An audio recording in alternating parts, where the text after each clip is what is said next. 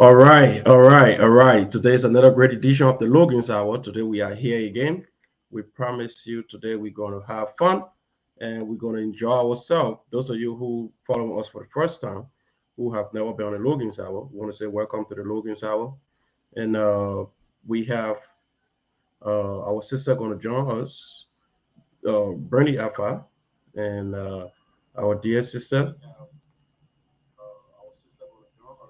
So while we trying to settle in and get them in studio, we will go straight to play our intro.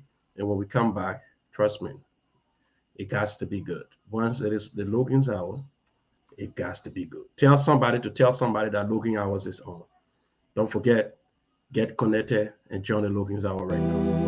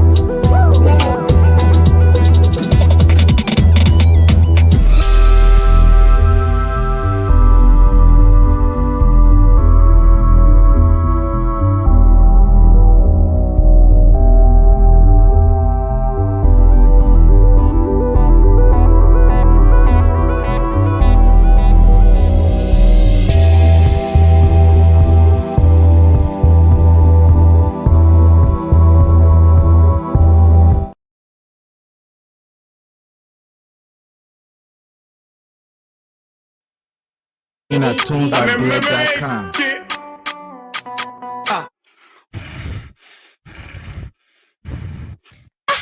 Papi, why you coming for your breathing like that? My daughter. Hey, my daughter, yeah. The old people can say that curiosity kill the cow. What your own problem again? Papi, I really don't have problem. But the way you breathing, sir, it's like you're running somewhere. My daughter? Ha, yaka. If I give you the little G's, you yourself will be running to the same player running. So you just hold it there. Papi, Papi, play on me now, lay on me. You know I your daughter too now. My daughter? Guess what? I had to run away from Wego. Ha, yaka. Tuesday and Thursday, they got one show in town they call it Logan's Hour. Man, that boy can talk the thing that are happening in Indiana. Even when you steal, even you doing wrong thing, the boy will talk it. You doing the right praise you. For real, Papi? No, that kind of thing. 1 hour time, yeah. My daughter, I'm telling you. Let me tell you now. Logan's Hour come on every Tuesday and Thursday, 6 o'clock p.m. And when you want to watch Logan Hour, you gotta be on time, or else you watch the show after the show. But guess what? What, Papi? It's easy. Just go to Facebook and subscribe to Logan Hour. You go to YouTube, you subscribe to Logan Hour. Anytime Logan Hour coming on, you will get notification. That the notification made me running at the door, my daughter, because I won't be laying by in my living room, man, and get ready to call on that show. Papi, thank you so much for the information. But I see Tommy walking, coming it out. I don't know if I he looking at too. Oh, Tommy! Tommy! Oh, what's that? What you calling my name like that for? What you calling my name like that for? Take your time and you get. I'm watching my Logan Hour. Don't got distract me, yo. Wait now. If you ain't got what to do right now, we're already enjoying ourselves. You better get involved with the fries, girl. Tommy? So today, Papi was telling me that something? I want to look for Logan Hour, yeah. Papi, thank you. Thank you for telling me about Logan Hour. My daughter, that ain't the In a tunebybread.com.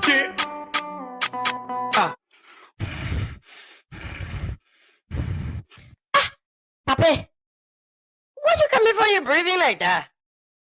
my daughter. Hey, my daughter, yeah. The old people can say that curiosity kill the cow. What your own problem again? Papi, I really don't have problem. But the way you breathing, sir, it's like you running somewhere.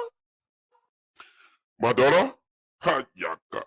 If I give you the little G's, you yourself will be running to the same player running. So you just hold it there.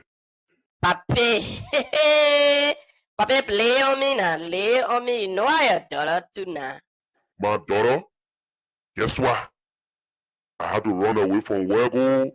Yaka. Tuesday and Thursday, they got one show in town they call it Logan's Hour. Man, that boy can talk the thing that are happening in Indiana. Even when you steal, even you doing wrong thing, the boy will talk it. You doing the right thing, the boy will praise you. For real, Papi? No, that kind of thing. 1 hour time, yeah. My daughter, I'm telling you. Let me tell you now. Logan's Hour come on every Tuesday and Thursday, 6 o'clock p.m. And when you want to watch Logan Hour, you gotta be on time, or else you will watch the show after the show. But guess what? What, Papi? It's easy. Just go to Facebook and subscribe to Logan Hour. You go to YouTube, you subscribe to Logan Hour. Anytime Logan Hour coming on, you will get notification.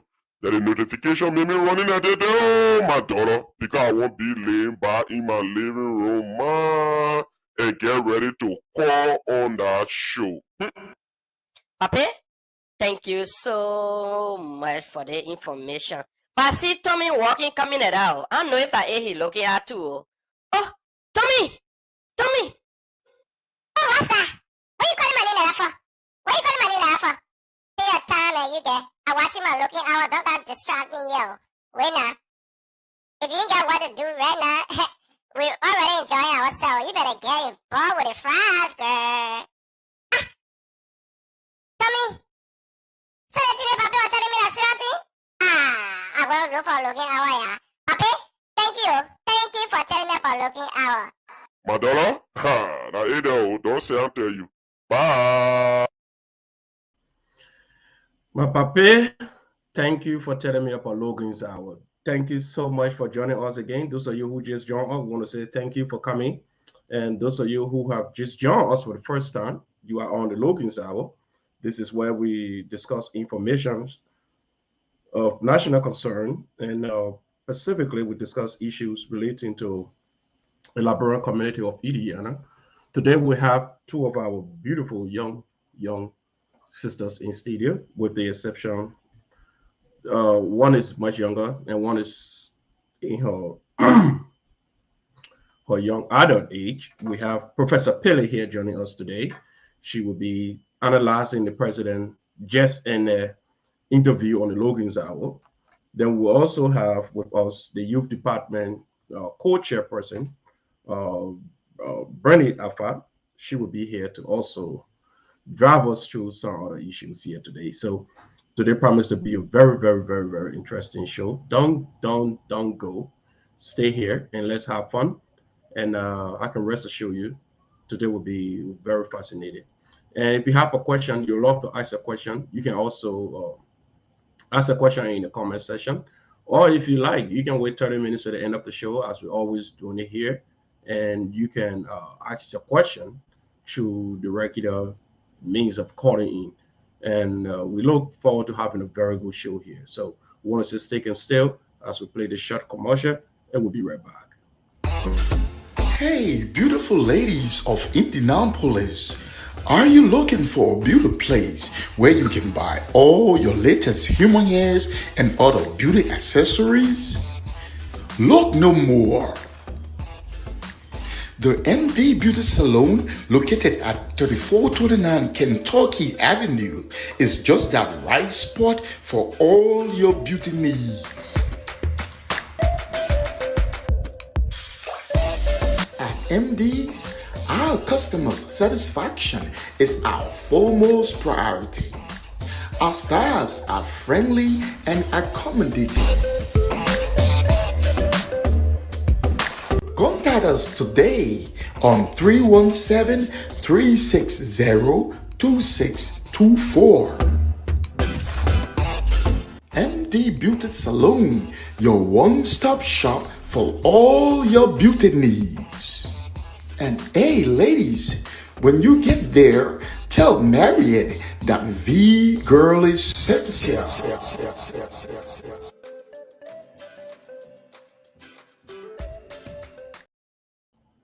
Tell Maria that the girl sent you. So today, as I stated, we have Professor Pele. She's going to be in studio. I see her. I see Bernie Alpha already in the background. And Professor Pele is going to join us shortly. For those of you who have never followed us, we want to say thank you. Join us today as we discuss issues of relevance. And our sister, Bernie Alpha, I can see her right now. She in studio and ready to go. So those of you who joining us for the first time, we want to say thank you for joining us for the first time. And we look forward to having a very great show here. And we know today, most of you, we have the youth co-chairperson, Bernie Alpha. She's going to be here. And Professor Pele going to be here as well. Those of you who don't know Professor Pele,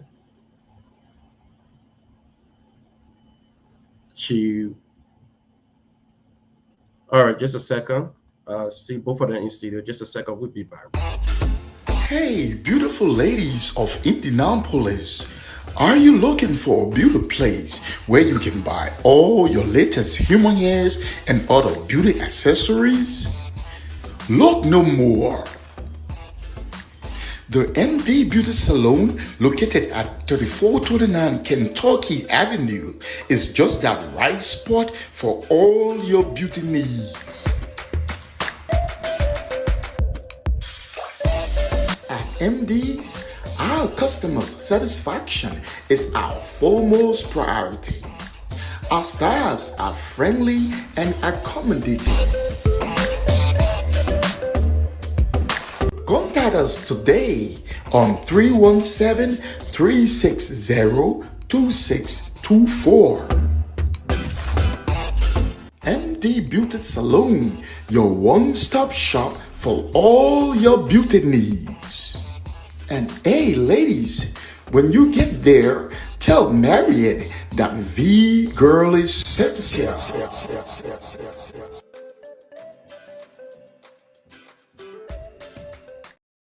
And yeah. So those of you who just joining us for the first time, I want to say thank you for joining us. Those of you who has always been joining, I want to say thank you so much too for joining us. I see today I have our people joining us, some of our original people who always on the Logan's Hour. I see them popping up. I see my dear sister Celine, she just pop up. Celine, I want to say welcome again to the Logan's Hour. I know that you been a little ill a few days, you know, been too well, but I want to say trust me, your show is here for you, and we all here wish you speedy recovery as you go through this this little ailment you are going through right now. So those of you following us here today, today's program, as I stated, we have Professor Pili, the tough talking Professor Pili. Everybody know Professor Pili. When you hear Professor Pili coming, you know what kind of show it is. And Bernie Alpha, you know when Bernie Alpha coming to, you know what kind of show to expect. So today we will make this conversation very spicy. And Bernie Alpha, you know, she will be sitting on the panel here with her own DFB sister. So today will be a very great conversation. So just a second, I'm trying to straighten up something here as quick as possible before I bring Professor Pili and Bernie in. I see the both of them in studio. Some of you, I know you're waiting patiently and you're getting tired waiting, but we're just going to play this last intro. And when we come back, we will be so good. But anyway, maybe we don't need to bore you people while we're setting up something in the background. Let's just bring Professor Pili in first. Then Professor Pili. How are you, Logan? I'm doing pretty good. How are you today? Oh, today's a beautiful day in the land of the living. That's great. That's great. And I see the tough talking Bernie Alpha right in the background here. I'm about to bring Bernie on. Bernie, how are you today, girl? You are muted, girl. I'm doing good. How are you guys? How are We are, you, please? I'm yeah, doing. I'm doing so pretty good. Yeah, I'm doing good. But I'm happy to have the both of you today. And as usual, there's never a bad moment whenever I have you and Professor Pele on the show. So today we going to discuss few issues, and specifically we'll be talking more about the president just ended. Let me just try to mute somebody. I think I get a feedback. Okay. All right. Oh, found out that I already had a feedback today. So we will be discussing issues about the president interview over the few days ago, I can say on Thursday. And today we'll also be going into the youth affairs. You know, the young people, the youth department have been doing a pretty good job. The young people department have been reaching out. They have been having programs. So far, I think they had their first program, and it's gone Saturday was a real successful program as well. And a lot of people in the community don't know about what is going on. And I reached out to my sister, Brandy Alpha, and she said, well, if that's the case, I will come on the show and talk about programs that the youth department have been having over the time. So we will reach today. We'll give our sister Bernie Alpha the time to talk about programs the youth department having, and what are some of those challenges the youth department are faced currently. Then later on, we will join our own dear big sister, Professor Pili. Professor Pili will drive us through some of the president, whatever the president said here during his interview. And trust me, it's gonna be very good, as I stated. And those of you who just joining us for the first time, we are on the Logan's Hour. I know sometimes You people say we do not give them ample time to call or maybe more time to place their calls through. But I want to say today, you can put your call in the comment section. Professor Pele will be here to answer your questions, and you can also put your call at the end of the show if you want, if that works for you. And just before we can go to Professor Pele and Bernie Alpha, we want to first of all recognize those who following us here. Some people do not click on. So most time when you see me looking at my phone, I'm looking at those people that do not click on the show to watch. Because when you click on the show, we will see you. And those that don't click on, we have to go through to look at them from our database system. So those that click physically to watch, I want to say welcome. Thank you. Oh, my dear sister Celine. Celine have started supporting this show already. She just donated 50 stars to the Logan's Hour. Celine want to say thank you. Even in her time when she's sick and oh, she's still pressing her button and sending money. Girl, thank you so much for supporting the Logan's Hour. And Precious Logan Samuels want to say welcome. My dear brother, G5 Benjamin Freeman, Gita, thank you for joining the Logan's Hour. And I see Sis Isabella. She's here right now. Sis Isabella, she's the biggest fan of Bernie Alpha. And I can rest assure you, if Bernie Alpha just appear on the Perfect Key show, she will watch that show for the first time. My dear brother, Didier, thank you for joining the Logan's Hour. And my own Oma, my Annie Gibson, thank you for joining the Logan's Hour. And I see Kova Quenya, thank you for joining us as well. And to all of you, I see the former president of the Liberian Association of Indiana, Mr. Rufus Tati, as well. He joined us as well. Thank you for joining the Logan's Hour, Mr. Tati. And to all of you who joining us for the first time, and some of my friends from my church, they say they will be watching the show. So we see a lot of strange people watching the show sometimes. They will be here. And I see my sister is sharing the show. So I'm asking all of you who here want to share the show, please do. It's important to share the show because other people want to be part of the conversation. And let's go straight to our studio panelists. Uh, we see the professor and Brittany. So we'll start from the professor. The professor is going to introduce herself. Then we'll go back to Brittany Alpha. Professor, there you go. Your people are here again. All Let's right. get your Good evening, introduction. everyone. It's always a pleasure to be here to discuss issues, concerns on the Logan Hour. I'm Professor Welda Pele, and I'm here this evening to talk about the interview that the president had and also to throw some light on Bernice Youth Department. So we know tonight the show is going to be a good one. If you have thoughts, if you have comments, we always say be respectful for each other and let's have a good time. You heard it. Whatever thoughts, whatever comment, be respectful of each other and let's have a good time here tonight. So let's go to our sister Brenny Alpha. Brenny, let's hear from you, girl. Yes, good afternoon again. My name is Bernice Alpha. I am here as a community dweller and also partially as the youth co-chair of LAI. Thank you so much. Brenny Alpha is here as one of the government officials. She's here in her capacity as go ahead, you're saying something? No, I wasn't. I was done. Oh, okay. So she's here in her capacity as the youth co-chair of Liberian Association of Indiana. So, and the professor is here to take her own emphasis on the president just ended interview on Thursday.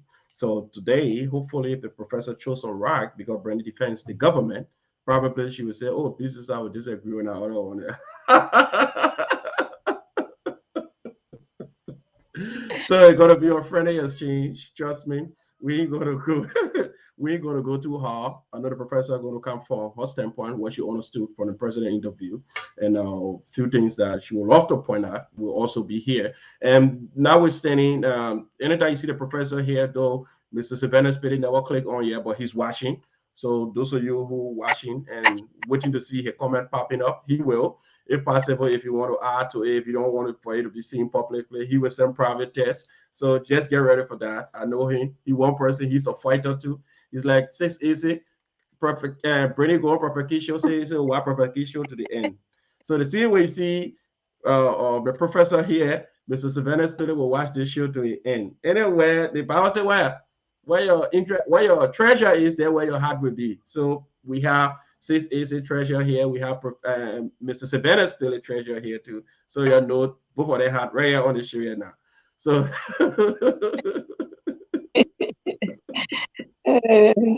so today's conversation will be very good. Trust me. It's going to be a very great interactive conversation, and we look forward to having all of the community members here. And those of you who will like to join the conversation, we want to say thank you, or you can join the conversation because it will be a very great thing to join the conversations and have issues about our community. And let's see where we go from here. So let's go straight to Brenny Alpha. So we're going to start a conversation this way. We're going to go from the youth department. Then gradually we will go to the president interview. So let's start with our sister Brenny Alpha. Brenny Alpha, we're going to start with you first. So just give up a little update about the youth department. Then we can go into what are some of the challenges the youth department have faced over the time, and what are some of the good things you people are experiencing from the community in terms of supports. And let's go. As we go, we will keep asking you more questions. Professor Pele also here too. She is one of the panelists. She will also ask you when we get to her own time. You will serve as one of the panelists too and ask her more questions too. Go ahead, Brady. Let me meet the professor so you can have a time. Go ahead. Okay, well, I am here today. We've only had two programs so far. We did the Valentine's Day program, which was a great turnout, and then this Saturday we were supposed to be doing the rollout of our youth forum for the 13 to 18 years old. We did have the program. Um, However, I guess we can roll into that. We did have some challenges with the program that I just wanted to, reach out to the community as a whole and talk about and try to see what it is that we can do to make the program more successful, as in the age group attending the programs, so that we are able to execute and bring things in a community for those age groups. Thank you so much, Brini Alpha. So, in terms of the challenges, what have you people been going through of late? Because I saw the first program were well attended. This other program were also attended by community members, but it wasn't that to expectation. What are some of those challenges you've been faced over the years or over the time? Well, with this age group, it seemed like it was an issue with getting the kids out. Um, Now I did understand it was other things going on that Saturday as well. But we do need the parents to bring the kids out so that they're able to, attend the program. So we're not, wasting time, resources, and things like that we have to do and put into executing a program, and then we don't have the turnout for the kids. So we are trying to reach out to the parents, because of course most of these kids, the parents have to bring them to the program so that they are able to come out, because if they are not going to bring them out, then there's no point of us focusing on 13 to 18 years old. We can just focus on maybe 13 and under, since that's where we're getting the more turnout and participation, because you Oh, don't be wasting mhm. or using money that we don't need to use if that part of the program or that part of the age groups are not willing to participate. That's fair. That's fair. I appreciate that. So, another thing I observe all the time, I saw that on Saturday and before Saturday, there has been an issue raised in a community chat, and some of the members of the community chat have been complaining about the donations that the youth department have been trying to solicit over a few times to have programs. I think we saw that from the first youth uh, art and craft program. the donation help in solving some of the problems or reaching out to needed areas that you people never had the finances to reach. And over the few times, I don't know if I should say in my own word, I think I saw it has been a little politicized, though administratively it shouldn't be going to individual cash app or whatever account. It should be going to the consolidated account that the entire organization is supposed to get whatever funding raised from each committees or each subcommittee. And now saw that. I know if you have seen that. And on Saturday, our sister broadcast station, the Open Table, they had a whole discussion on that as well, and telling you not to raise funds through your personal cash app or whatever means. What do you have to say about that? So about that, I have a lot to say. First of all, they have to understand the reason why the money is coming directly to us instead of going directly to the account. Let's be clear. The reason that we raise donation or come out and ask for donations to go with the money we already have, is because we need extra help. And it defeats the purpose of the extra help if we have to send the money back to the financial secretary, and then she has to write us another check. Then we have to go through the process of getting the check cashed and cleared and all of that before we go ahead and execute what we need.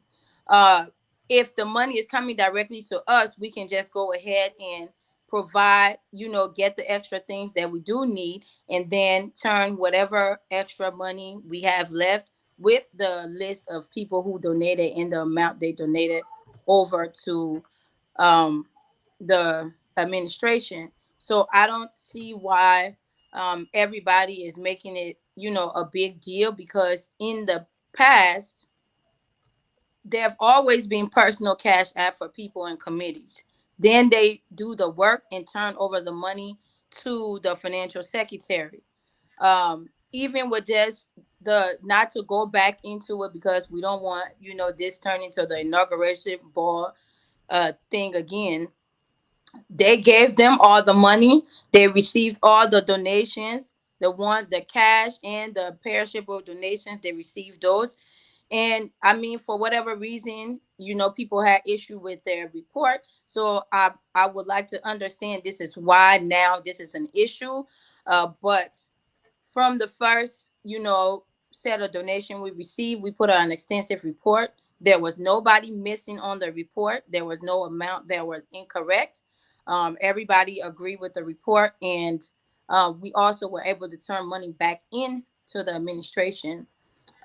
This was something we also voted on uh, within a meeting, that we can all, agree on that. Mhm. So I would think that, the administration seemed fit for us to do that. They understand the importance of us having that extra fund on hand, so we're not coming back to them for another check.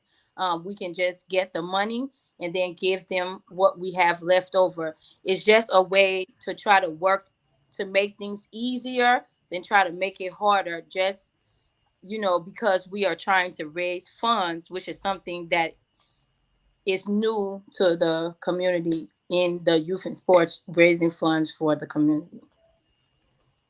Thank you so much, Bernie Alfat. So I will go to Professor Pele. If Professor Pele would love to chip in on that, then I will come back. Professor Pele, you can go Yes. ahead. So there's a question I want to ask you, Bernice. You just mentioned that we discussed this in a meeting and they agree on the word. Who in particular are you speaking about? So the administration as a whole, so the elected, appointed officials, we all had a meeting where we voted, and was a majority that was not be an issue with the money coming directly to us first, and then we giving the report over to the administration. I mean, not the VP and the secretary after. Was the financial secretary in that meeting? Yes, she was in the meeting when we voted. All right, so this is kind of like a rock and a hard place. Government, leadership, administration, in the doings, the day to day runnings, the money always has to be tracked. And the only way you can track money is if you have it in a centralized location, which is the job of the financial secretary. It's a good thing to solicit donations as a committee. But what should not happen is those donations should not come directly to the committee. It should go to that centralized body of the administration that takes care of money. Then the committee that it is for will get that money back to do what they need to do with it. So that just tells you in a way that you're going to always be out there soliciting donations, whether you have a program plan now or later, because you always want to have these funds available when you have program. One of the biggest problems that has happened in this community is that roles and responsibility have not been adequately adhered to. The financial secretary is the only one who should be able to disperse money to or giving body after the money has been secured or has been approved, whether by the assembly or by the executive committee, whomever approved the money, it should be dispersed to the financial office. Because she's not disbursing money that way, and whatever budget that your committee has set up, more than likely you may not have received your action budget. So now you don't have nothing to start from. So it looks like you need the money when the program is almost on hand. So you need that money directly into your coffers so you can operate with it instead of doing the exchange of cash in the check and going back and forth. But that's a problem. It shouldn't be that way. And it's not your fault that you have to go that route, because if the tool you need to was allocated to you, you will not find yourself in this position. Since it's come to the point where they started disbursing money to committees, they started with the inaugural committee, they disbursed money to them. They allowed donation to go directly to them, which was off the back wrong. Now it looks like it's a norm, but that's not how it should be. No monies should be given to any individual on a committee unless disbursed by the financial secretary. Because that way, at the end of the day, she gets to keep the record of the monies of the organization. When anybody donates to your committee, you have the donation amount and the name of the person. That's all you have. The monies will be sent directly to her. When you need that money for whatever it is that you're going to be using it for, you're just going to make the voucher for it, and she's supposed to disperse the money to you, knowing that it's there. But because she was in the meeting and her role and responsibility, apparently she's still fighting to understand it. She agreed that donations can come to you, but it's not supposed to be that way. Because take, for example, tomorrow you are giving reports right now with every money you receive because you are being transparent. But the same thing that you're doing, the inaugural committee did it, and there was no transparency. That's why they had a problem. So, in order not to even tread that route, the money should go in the format for a centralized location and then should be dispersed. But apparently, everybody agreeing on what they don't understand. And tomorrow, when it poses a problem, now they want to blame the committee for what they have done. But it's not your fault. It was not even the fault of the inaugural committee to start receiving donations that they didn't disperse through the secretariat office, because people are just doing the job, but they don't understand the role and responsibilities attached to the job. So that's where the problem is coming from. As a committee for youth, your committee doesn't go out there to solicit funds for the organization. It have activities, and those activities more than likely will not generate any fund because that's not the role of this department. It is to create services for the youth in the community. So it's good to keep, reaching out to the community where people can donate to you, but don't let it come directly to you or your committee. It needs to go through the proper channel. All you keep is the information about it. So you know exactly how much money has been solicited for your committee, but the physical cash is not with you. That saves you the order of the day or saying, okay, well, I received this amount of money, I did this, where I did it, unless it's disbursed by the financial secretary and you have a voucher to back you up. That way, you will follow administrative procedures. But when the fish get rotten from the head, the tail ain't got no luck. That's where it's at right now. It shouldn't be that way. So on that part, don't collect nobody money. Even if they want to donate it to you, let them give you the information and tell them to go to the financial secretary and do that donation there. You just keep their name and the amount so you know what you have. Thank you so much, Okay, so Professor Pele. Go ahead, to Brandy. answer to that, in all honesty, so to for her, specifically, Mhm. she did not vote for it. She voted against it. Now where it lies to where it even came, where the money had to come to us was because um we did submit a budget. Our budget, so they are dispensing money to us. The money, of course, is not enough to cover the entire program.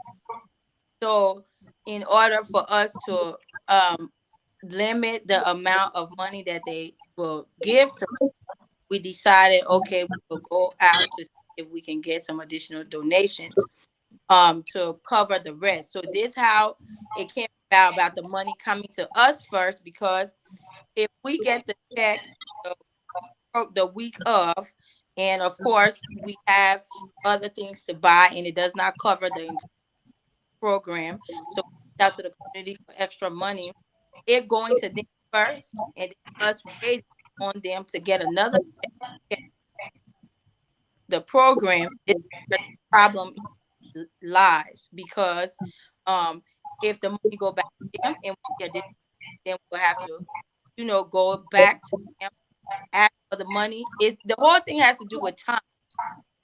Um, in order for it to work the way everybody is suggesting, um, Mhm. everything will have to be planned out. We will have to get the initial check prior to the event, in time enough for us to order things that we need to order and so forth.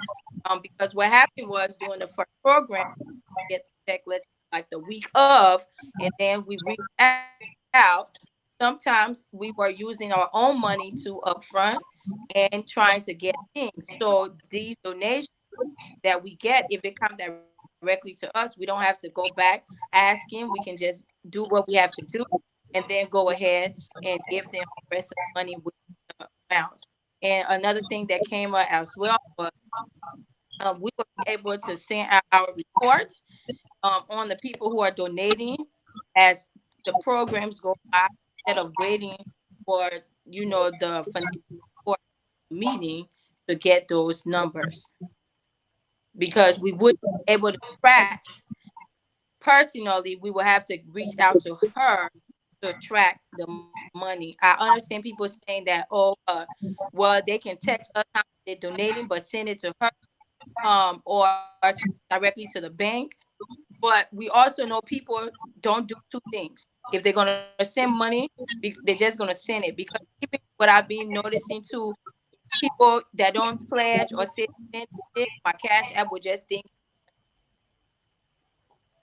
I keep a track of it, Brandy, your and voice that is way not I okay can put it today. out I for don't know why your phone everybody. keep breaking, going off Yeah, and coming on. yeah. Yeah, your voice quality, your phone Let me breaking and coming on. Yeah, log on and log back. Wipe your camera small if you're coming back, please.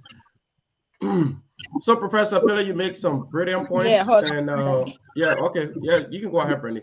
You make some brilliant points. Administratively, everything should be channeled through the consolidated account. It should be going to personal account, and which of course, I really love your points. I know Brandy coming from a standpoint where she saw other people doing it. She have seen it going here and there. I remember when the whole thing first started, the financial secretary sent out the dues paying list to be in her personal account in the meantime.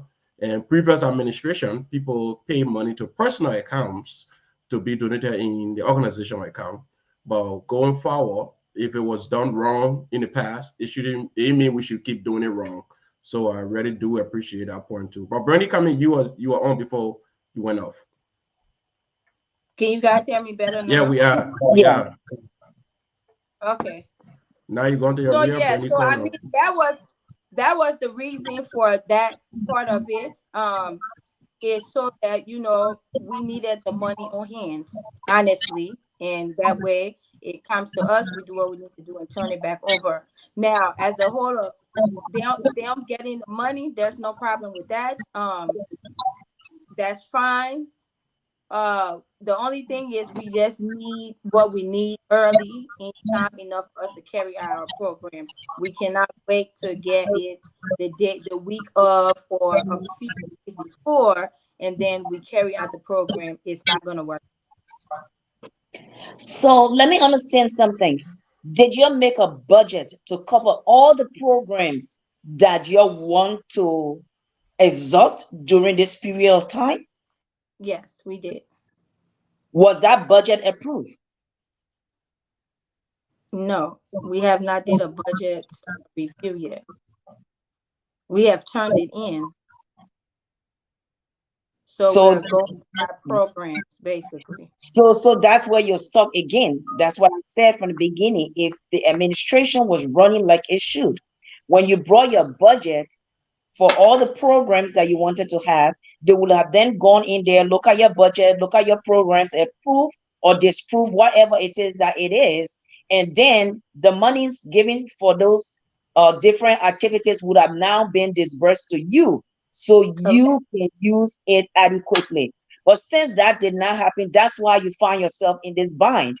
And Yeah, you're because if right. we have the money up front, and even if we are asking for donations and donations go right to them, we can offset some and say, okay, well, we need more money, and then we can go that route. But it's Very not well. done like that, and we are getting the money as the program goes. So that way, we not there's no pre-planning for the Valentine's Day. Like I said, for us to pre-plan, we went ahead since we knew how much we were getting. We went ahead and used our money and pre-order those things because they have to be here by a certain time.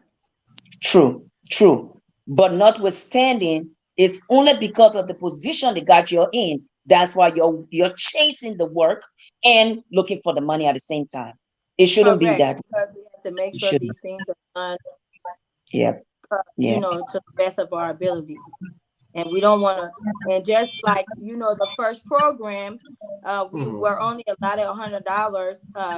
And in all fairness, it's what we asked for, and that was because we were going off the previous years and the turnout and things like that. But the turnout was great, so we were very appreciative of the extra money that we have. With the donations, it's just something we wanted to come up with so it will cost the cost would be less for the administration. So we wanted to come up with programs like the dance and things that we want to come up with that would raise money.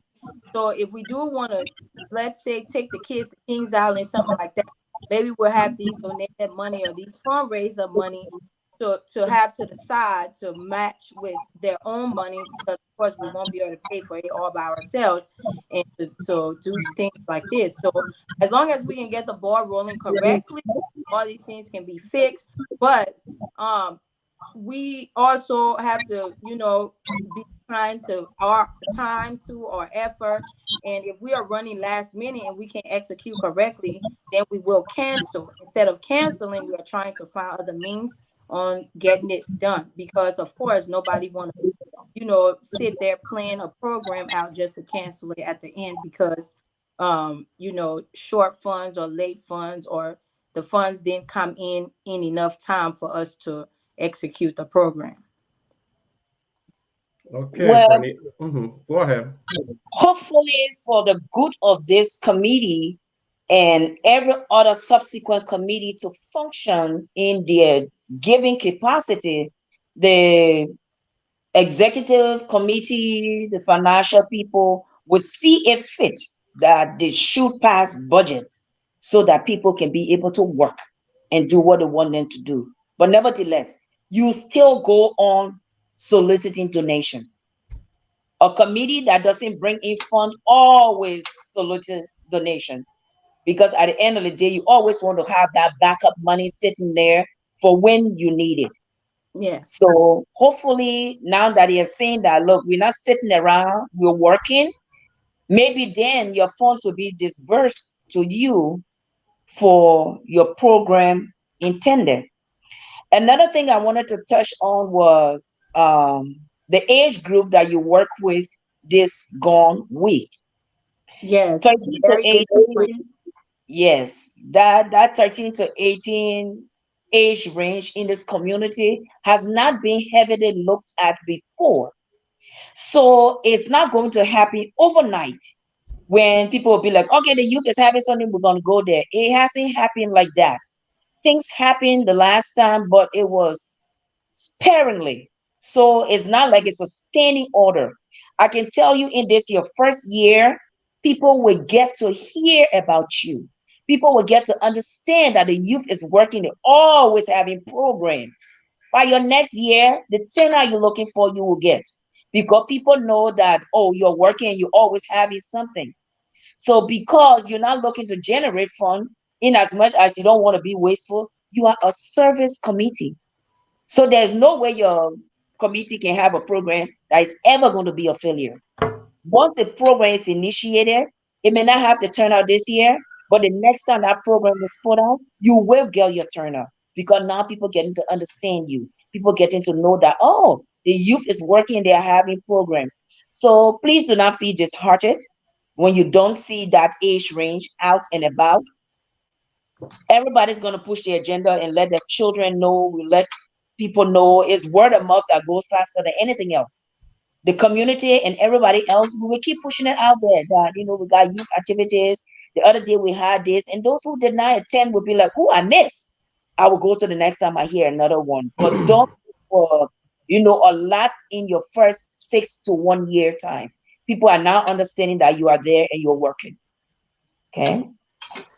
Yes. Yeah, as Professor Pili said, and I want to ask a question, but I don't know if people are going to take it different though. But I just have to ask: do you think you underestimated the power of the robot this second program you just had? Yeah, because I said the first program you utilize the robot, you make use of the robot. Then the second program, you're like, well, since I got some beating and I'm just gonna leave the robot out here Well, and see how I uh, go. to answer your question, Hmm. of course. So it had to be approved before we could use it again. So since it was not approved, we could not use it. Could it have helped? Maybe, because it was a lot more 13-year-olds at the other program, which was for the 12 and under, than it was at this program. Hmm. Like I said, that could have helped as well, because it can reach more people. People can see it on the phone. Everybody, even though there's a lot of people in the community that is on the chat room, everybody don't see things because people post. And of course, it was a ongoing argument this week until 3 in the morning. So all that cover everything. And sometimes when things like that are going on, people who don't like chaos, they don't even go back into the CR to look. The only thing I would just tell parents is this. It's very important to bring the kids out. I understand a lot of people are saying, oh, the children between these age range, they have their own mind. I have a teenager. Um, my son came, and my appeal to him was simple.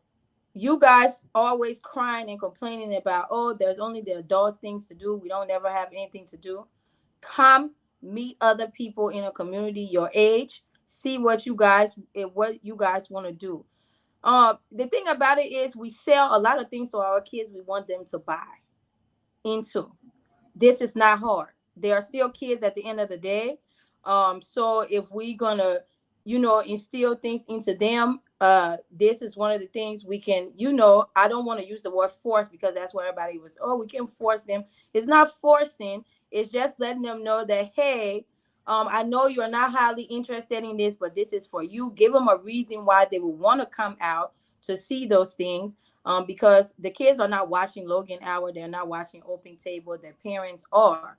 And for us to be able to reach out to them and see what they want, we need to at least have some of them gather into a room to be able to, spread the word. So past administration people, current administration people, um, people who were crying in the meetings for us to have programs for these age groups, please bring your kids out.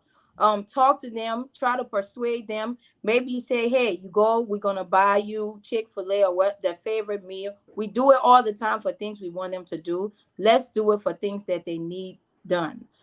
So we can get them out and get them into the community the way we want them to be. Because if we keep saying, oh, we can't force them, or we got to wait till this time, that time, then of course we don't want to keep wasting the administration money as well, having these programs. I know Professor Pillar, you and Philip said it's not um, a waste of time. It's not necessarily a waste of time, but if we're going to take the money and the resources to go out there and get these things to present to the kids, we want the kids to at least be there to participate.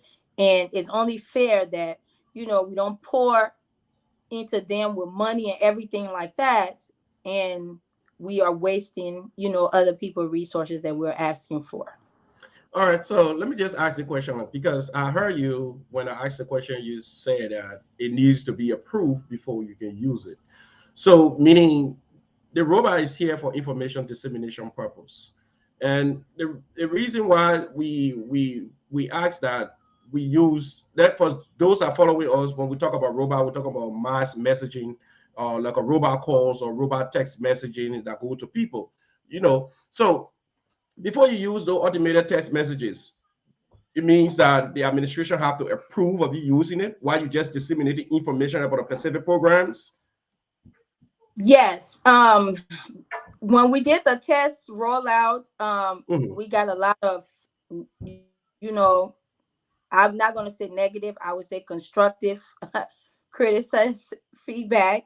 Um, that was something they wanted it to be uniform, to come from a LAI number. They don't want it being sent out with, with different numbers from different people. It did have the disclaimer where people can opt out. I just feel like, it just stemmed from past election things. So now, people feel like, oh, well, if it's not coming from a specific person or LAI, they don't want it used. But I didn't get a lot of negative feedback from community dwellers when it was sent out. It was only a few people, but we have to follow protocol. If we are told we cannot use it until the administration come out with their robocall themselves, um, then that's what we have to use. Unfortunately, that's where we stand with that part of it, because I don't want to be fighting with people. They've already saying breaking news. I'm campaigning for the next 3 years. I don't know where they got that information from or who broke that news to them. Everything is just, and what I noticed in this community too, a little off subject, people don't have a problem with what's Mhm. actually going on. They have a problem with who is doing it. And And this is the- where we are mhm. going to have to change. That's true. And they are basically having problem with the people that are cutting the shot. Professor Pele, Correct. come in. Well, when it comes to robocall, I ain't even gonna go there because I do agree. If robocall is not good, robocall is not good. It's not good. Mhm. That's just my point of the robocall. True. If the purpose of it is good, but if the administration thing is not good, I agree with the administration is not good. So even though it will disseminate information more rapidly, more effectively, and they are hoping they're going to get their own robocall. I don't know what would make it good at that time because it will still be robocall. And if it is bad, it's bad all the way around. So And that was maybe, maybe they're going to do some things to it. It would not be robocall anymore. It would be, I don't know, I whatever. mean, the only difference is I mean, I guess it would come from LAI number, or it would say LAI. But I mean, what I say this is, um, we always want to hold each other into this box. Mhm. Yep. So where if you put somebody in a position or positions and you feel that they have the mind, the brain, to carry out this position, you have to give them some type of grace to carry it out until we show different. But Yes. if you just go take something from election and bring it into what is now, if we wanted to bring election issues here, we would have turned the job down. Well, I would have, because I on every platform supported FOP. But moving forward, it wasn't about FOP or one sided. It was about the community. And this is why I wanted to work in this capacity, because I feel like I could help more on this end than the other end. So I just want everybody to just stop putting people in the box. Let us work effectively in our way so we can bring out good turnouts. Um, and bring your kids out. Let's put the focus on things we have to correct. Let's not make issue out of things that are not issues just because of who's doing it. Because I can tell you, if it was somebody else in the men's group had our robocall, we Yeah, won't be but having this yeah. issue. Anyway, Brittany, you are serving in the administration currently. You can say more before they try to fuse that you try to undermine your own administration. But logically, it was very helpful. The purpose of the robocall primarily every one of us, the entire community know it for information dissemination purpose. No other reason. Nobody going to use the robocall to cost anybody on there. The time of campaigning is over. Campaign time, everybody temporarily crazy. After the campaign, we come together. So where is it in this time and age where you having a crucial program, you just had a first big successful art and craft youth day. All the little children were there. The adults even participated. They were so excited to see what would be the next program. Then only coming to the dying of the new or the next program, they had to kill you by saying you cannot disseminate your information to too many people. It will stick with the group chat. How many people on the group chat first? And the robot call reaches people telephone. So people that are even living outside this place and are not on the group chat, they have access to the message direct. So they will be able, because the thing about a robocall is at any time you can change the information and make it more fancy, make it more attractive, make it in a way that people will love to come. But now they cut that part of you. You couldn't have, have access to send information out other than just appearing on the Logan's Hour or on Open Table or maybe in a community group chat, which of course, whoever person gave that mandate, I know it can come from the president because I know the president, he's a very tolerant person. He would not allow when good things happening, he said, because it ain't for my government, so it shouldn't be used. That was wrong. That was wrong. The day and age that we live in, information dissemination is very cardinal. The reason why we have these programs here is for the same reason. If somebody is unable to go to the group chat, they will listen right here after, watch the repeat, go to YouTube, go to Open Table, and we keep the issues going. We cannot, listen, no disrespect to the government. I know whoever said it to you, maybe they were joking, but if I was serving in your position, I was going to disrespect that order. In a much that was good for the community, to bring people up for the programs that we all talk about, to bring the young children, all this, a new government, new baby in the embryonic stage. I know when you see the baby today, you ask a little child what you want, he will call all the big things. I want to be president, I want to be doctor, I want to be billionaire, you want to be everything. That's how the new government look. That's why when you went to a meeting and you start asking committee members, what would you do? Committee member just spoke off the head. Okay, we are organizing a program called Voice of LAI. We're organizing robot call. We're organizing a website. They will just name everything. When would those things be implemented? That's the problem. So those people who have the expertise to set it up, and when they're doing it, get to them and use it. Use it for the good of the community. Why would you say the guy not coming from the administration, so you are not allowed to use it? If I were in a meeting, you people should have disagreed with that kind of a thing. That makes no sense. Did disagree, but of course, the mass majority said that, oh, well, it has to be if everybody can use it. And here's my argument with that. It's not my program. I have to ask in order for me to use it. So if somebody else want to use that, I'm pretty sure all they have to do is ask, and there will not be an issue. I didn't think we needed a uniform way of advertising our program. I thought each department were able to brainstorm on their own and carry things out. But like I said, it was such a big deal about it, which I don't understand it, because in a regular day and age, you get those automatically tests all the time. And if you can just opt out of it to get out of it, if you don't want it on your phone anymore. And I feel like it works a little better than the CR, because everybody always have their phone in their hand. And it's one thing for the CR, they can put it on mute, but your text messages, you will never put it on mute. So when you get it, you see it, you will see it, you will look at it. You know how many people say, oh, they saw the robocall about, your mother's program along with our program. It went out a lot more. And even though sometimes, yes, people might say, oh, it went out a little bit too much, but it was on your mind and you remember to go and you remember that the program was coming. And that's all it is that we were trying to do, just to reach more people, especially now that we see it is a challenge with the 13 to 18 age group.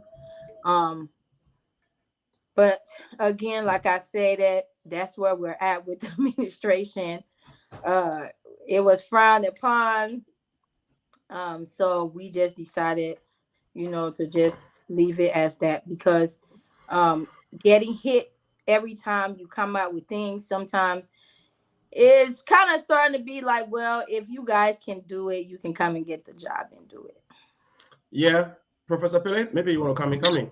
Yeah, so it is rather sad that we have to come to this junction, that's maybe now they will have a valid comparison to say, when we did use the robot, this was our attendance. When we didn't use the robot, this was our attendance. Maybe next time when you got a program, you ask for the robot, maybe they will let you use it that time to make a third comparison to say, yes, the robot does have an effect or not. So don't give up. Keep asking for robot. And yeah, because you see me, I can have my own. I'm a Bassa man.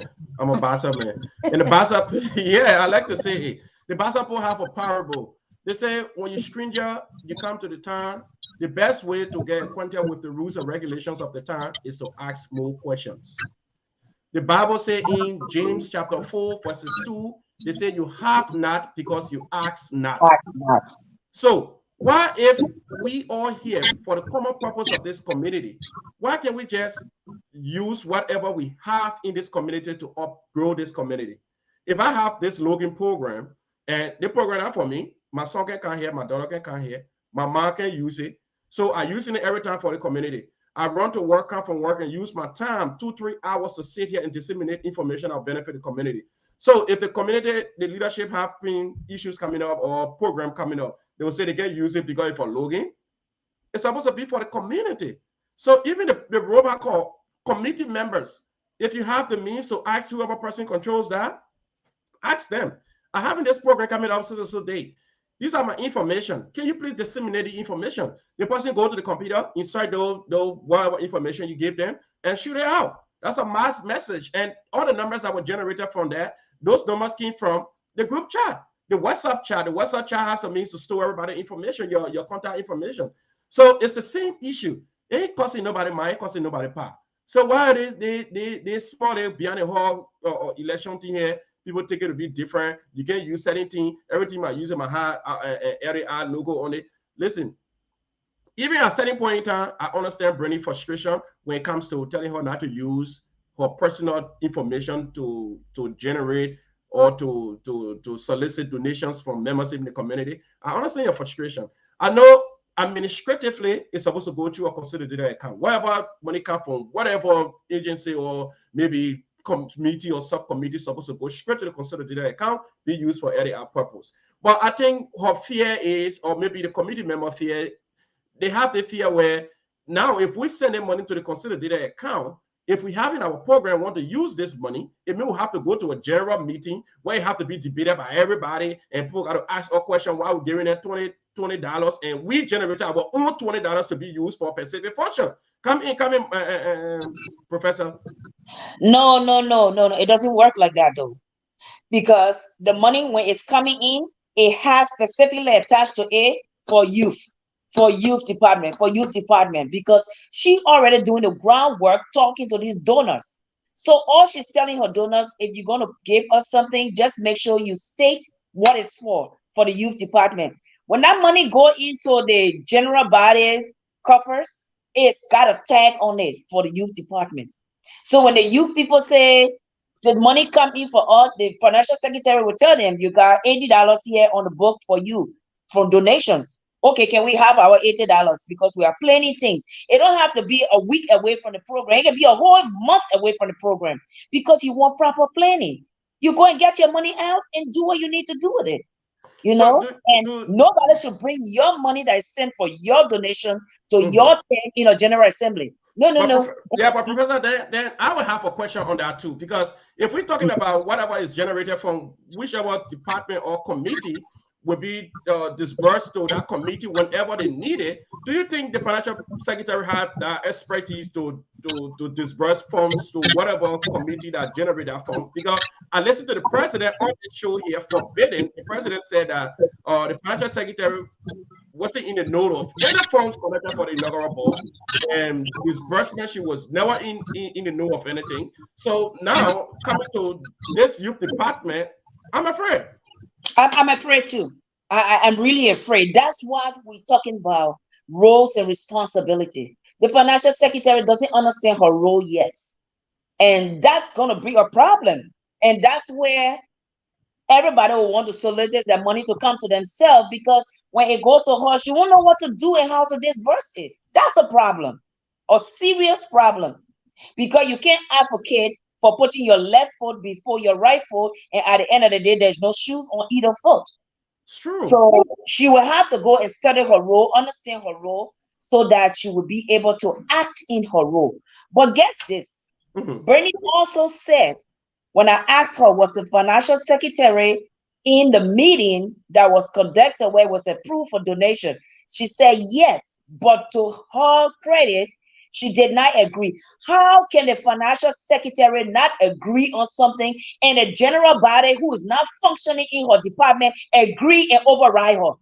How can that be when she's supposed to be in the capacity of the expert to serve for that committee? How is that possible? How is that possible? I don't understand. Now we have a problem. We have a problem. A serious problem. So it may Bernie to have a legitimate fear. Yes. Yes. Yes. Because we don't want to generate our money for the Pacific program that is coming up, then we can have we can't get it, because so the person, if she doesn't even have a voice now to speak, when it's time for her to disburse these people money, probably they will tell her, no, you can't do it, and she will just be quiet. Then what happens to the money that was tagged for the committee? This is a serious situation. This is serious. It is. It's very, very serious. It is. Brandy, are you there?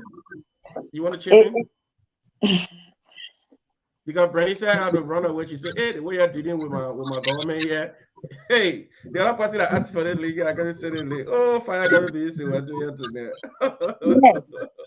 Please send a link. Let somebody else come and show like because this is not going to work if the people who given the position have not been given the power that attaches to the position.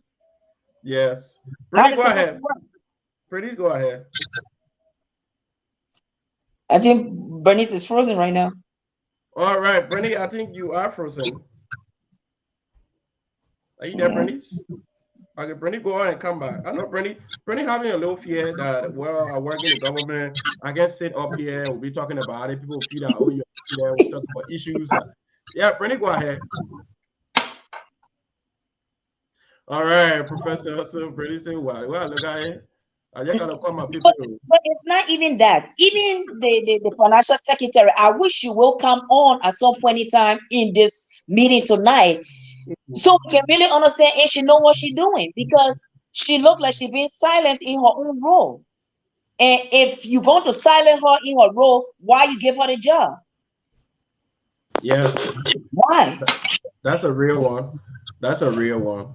So, Brittany, you want to chip in? I know you've been listening. You've been listening. And two, as I stated, you're a government official. So if you choose not to go too hard, don't go too hard. Trust me. I'm not. Yeah. I mean, like I said, I understand what Professor Pilly is saying. In our spectrum, it's just that it just has to be um done the right way, which we are wanting to do it the right And way. If just we a second, I just received this message from somebody in the community following. This person is a very respected person. The person said the financial secretary is not as bright as the other bulbs on the Christmas tree, not even half bright. What that mean, Professor? You the professor? Yeah, I don't know what that mean. Well, normally when we say the bulb is that's not not bright, it's not the sharpest tool in the shed. Mhm. So she does not know financial business. She doesn't understand the role. Okay. Financial is not just about collecting money and dues. No, that's the least of her worries. It's the actual collection, distribution, and understanding of the workings of the money. Okay. And she doesn't have that. That's why she's having this problem. She doesn't have that. So she doesn't know what to do when the money even come to her. And maybe that's why the administration have more voice than even her. They all can say no when say yes when she say no. We should not be like that. She is supposed to be the financial secretary. How can she say I don't want donations going to individual and other people who are not in her position override her because she doesn't know her job?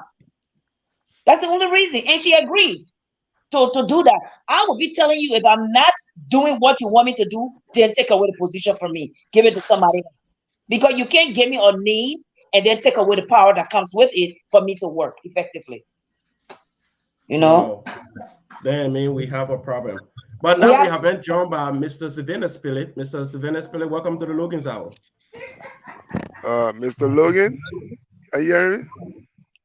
yeah, we Yes, can hear you. yes, we are hearing you. Thank you ever so much for allowing me to be a part of this discussion.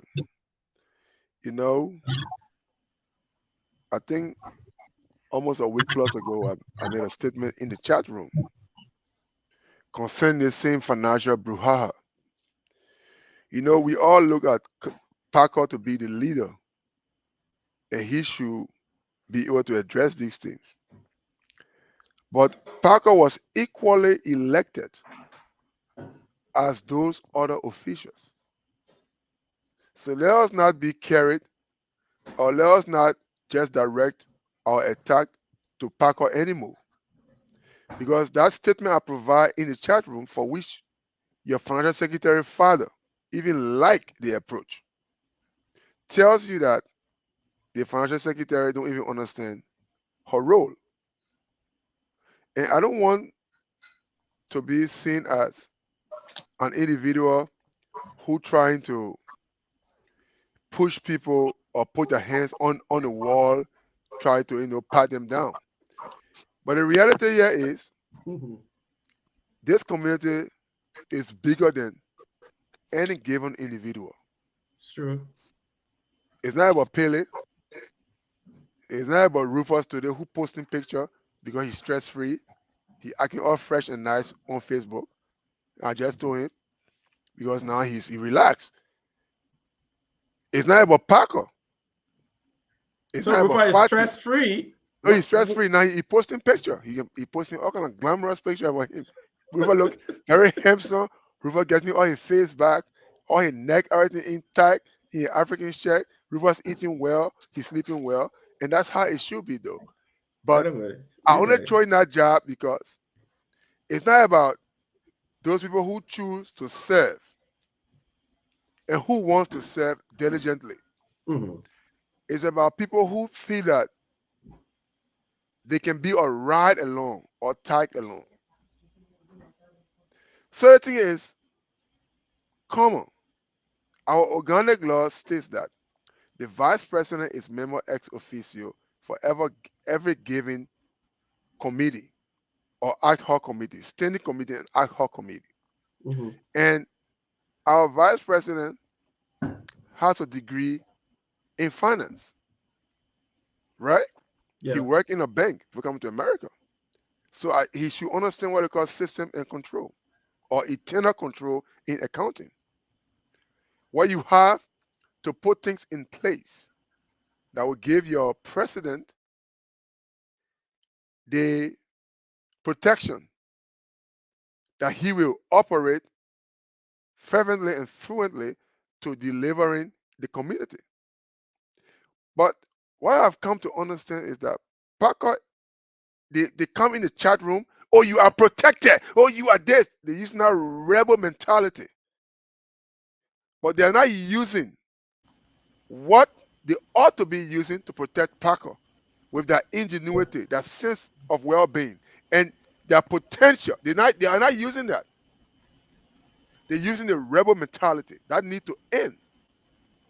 Parker being the president, he's just like the PR who will Mm-hmm. sell the institution image out there, who will be given what to say, what to do, how to do, when to carry himself. He's just the face of the institution. He's not the institution. So if the institution is malfunctioning, Mm-hmm. let us look at all the other elected officers. So you guys questioning if the youth put their money in their account, will they get their money out rightly to get their program outgoing? That question is genuine. You know, Mm-hmm. it's a good question in Mm-hmm. good faith. So if the financial secretary, who is the head of the ways and means, who direct the ways and means in all that she do and all she ought to do, was doing what is right, and if the vice president know his role, that voucher should be raised or Mm-hmm. request should be raised, Mm-hmm. that people will have their payment meet with respect to the plan program based off donations, then we will be having the kind of a discussion or back and forth. So people don't really know why they were even elected. And that's the problem. It's not with Paco anymore. Because if Paco comes there, they give him Paco the attention. Oh, hail master, holy master, this is that. It's wrong. They should be doing their own thing to propel Paco's strength. But they aren't doing anything. They're just there as sponge and Okay. stooges. Thank you, Mr. Inacceptable. Savannah Spilly. We'll come back to you. Sis, I seen Sis Fasia Hilton. She just joined us, and we want her to just introduce herself first. Then we can start with her. Are you there, Yes. Fasia? Good Okay. evening, everyone. Good evening. Good evening. I was listening and I heard something that was very alarming, that Bernice said about our financial secretary, saying that she did vote against, the whatever it was, but then the body or the committee, the administration vetoed it. This is very, very, very alarming. Very, very alarming. Though she's new to this role, and I'm playing the devil advocate here. Though she is new to this role, but the fact that she's giving her voice and they are not listening, it is very alarming. And what the professor said, I agree with her that every money should go through the financial secretary. Any money collected should go through the financial secretary. We need to change this. Yeah. We need to change it. Yeah. I agree So with that. that's just a little 2 cents I wanted to add.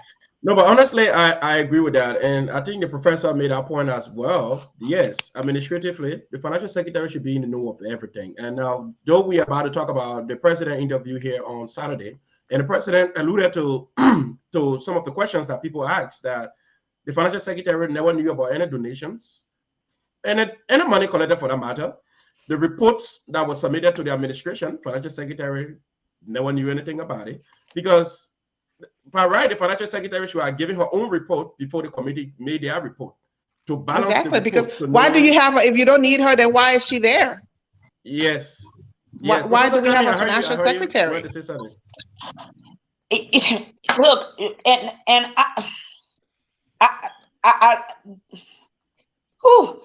it is so dysfunctional when a person is given a job that has roles and responsibility, but it cannot execute because one, they don't understand their role and responsibility, and now everybody else is not even giving them the chance to function in the little that they can because they don't know that they're supposed to. That's the rock and hard place right there. Yeah, and I'm sure she's willing to learn. I'm sure, she did a phenomenal job as the youth, chair. So I'm sure she's willing to learn, but they need to give her that opportunity. So Pasia, you think what is the problem? You think she's not reaching out? No, I don't think. From what I know, from what I have seen of the financial secretary of Fatima, she's very outspoken. Okay.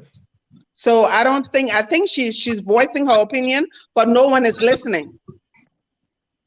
Come in, Mrs. Evanes Pele. Yeah, Basia and Professor Pele. In all honesty, that has nothing to do with Fatima rules and function. Because what? That should have been emanated or started or originated from the vice president's standpoint. He's supposed to create that environment. He's to create that system and control to have them functioning properly.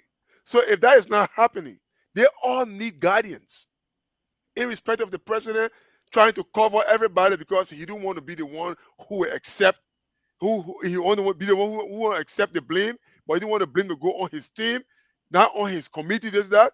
But the reality here is the president was elected equally with respect to the vice president, with respect to the secretary and the finance secretary and parliamentarian. They even have yet to call a special election for chaplain, for which I'm still looking at them yet. I haven't started getting into their corners yet to draw them to that attention. But the reality here is that if the vice president was functional and knowing his role, he will call Fatima into check. He will call Robert Kerry into check. He will call the parliamentarian into check. Because why? That his function, that his role to know how LAR need to carry out things. She could be new to the position. Fine, it's fair.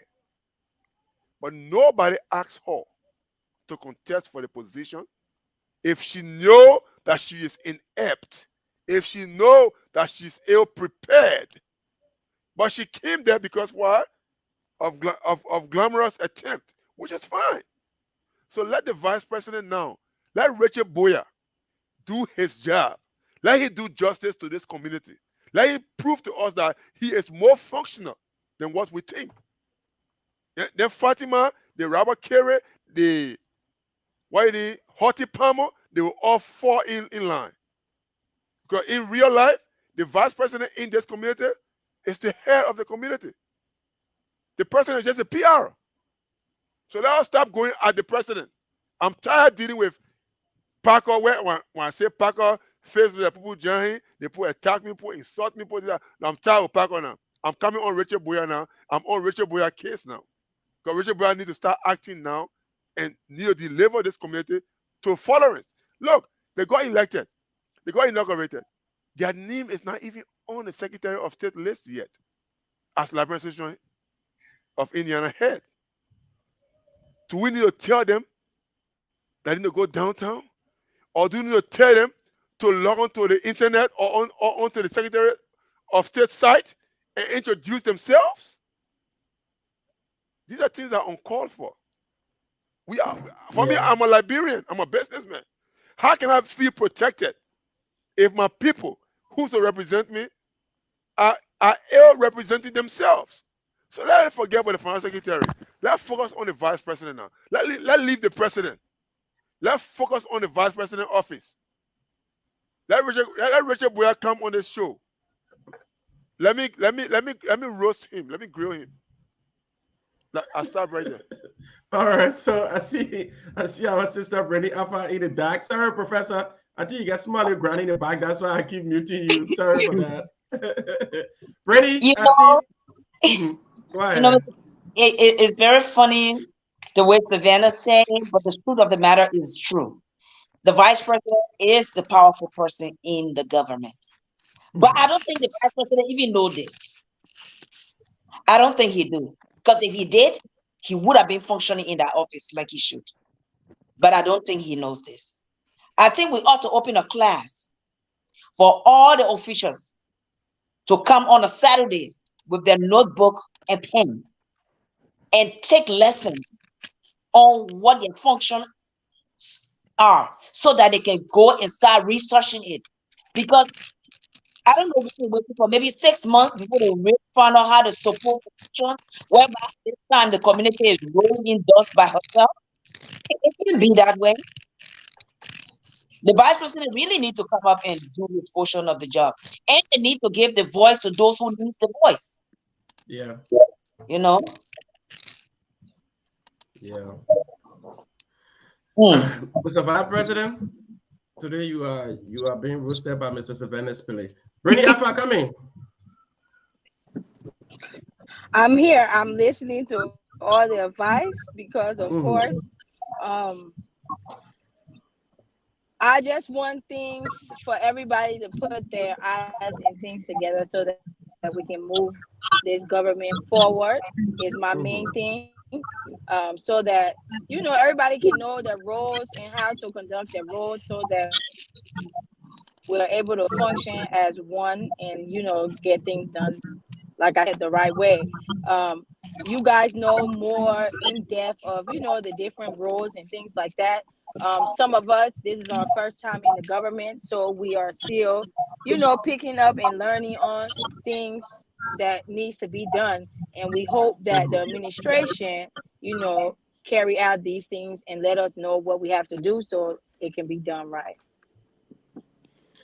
Thank you so much, Brittany Alpha. When you hear Brittany Alpha sounding, she's sounding like, no, I'm in the government, the way I used to talk, how I would talk, but that's it. I just tell you, let's take it easy. Philip, don't be treating the kid like that. I'm sorry, but then in all fairness, then let's bring them on so they can defend themselves. It's true. It's true. That's why we had the president up here on Saturday, but unfortunately the president said he had an emergency, so the show ended early. But that was a perfect opportunity for us to hear from the president because he's the head now. He's the head. And remember, the president said so many things here that we are about to talk about too. The professor, that's why the professor is here primarily to talk about the president interview on Thursday. When the president says so many things here. I think, Fasia, you're also following, but probably you are at work or maybe you watched the replay as well. Mr. Savannah Spilley, I was following. Oh, so you are following. You're following with me. Oh my God! So we follow together. She myself. So everybody here listen to the program on Thursday, and everybody will have to chip their 2 cents. And while I listen to the president saying when Marco Lumo asked the question to the president, Mr. President, government comes, government goes. No matter what government comes. The only thing we got to hear that, I had insufficient time. People never want to work with me. People shy away from the community. But since you are elected now and your government is still in the embryonic stage, what specifically the government going to do in 3 years. And the president said he had three things on his agenda, but surprisingly, he named only two. One, he said he have this issue up at the website. He want to set up the issue with the website because he believe that's a major issue. And second, he hoping to acquire the hall for the Liberian people. But he said if his administration cannot, the next administration will also do so, but he at least trying to work in that direction. So that's the two things he said his government will do. Then also, she also asked the president again about his his plan. What is it, you people, your committees? What are your plans? Holidays, deliverables. What is it that you people bringing to give to us? And the president said, right now we don't want to announce our plan. This is what we want to do before time comes. If we don't do it, then people try to hold us accountable or why we never did it, and we say we were going to do it. So those are a few of the issues. And tear on there too, the president cautioned us to not go too hard on people who serving, because if we try to bash them so hard, probably they might want to resign, and other people might not want to take on the positions because they feel that they will be held accountable, and the way in which the manner in which the young people ask for response, they might not like it. So we might have a lot of vacant positions. So those are a few of the things the president said. And the former president of the Liberian Association of Indiana, Mr. Ivan Pena, he quickly responded for Liberia that no, Mr. President, I think on this one you are wrong. Those taking public positions should be held accountable, regardless how people say or what people say. You agree to take a voluntary position, so whatever way it comes, if you feel it's not suiting you, resign. So that's just a few of the pieces. I know you all listen and you all have different pieces that you all gather from the interview. But if for any reason, if somebody following us would love for us to play them in bit and pieces, we'll also be glad to do so as we go on with the conversation. So we will start with our main guest here today, the professor. The professor we're here to discuss the issue primarily. Then we will come down to the rest of the people. Professor? All right. So, I just found out over the weekend that the president got a little bit of grow blood in him. So I got to temper lightly because I don't grow people down. We don't play with them.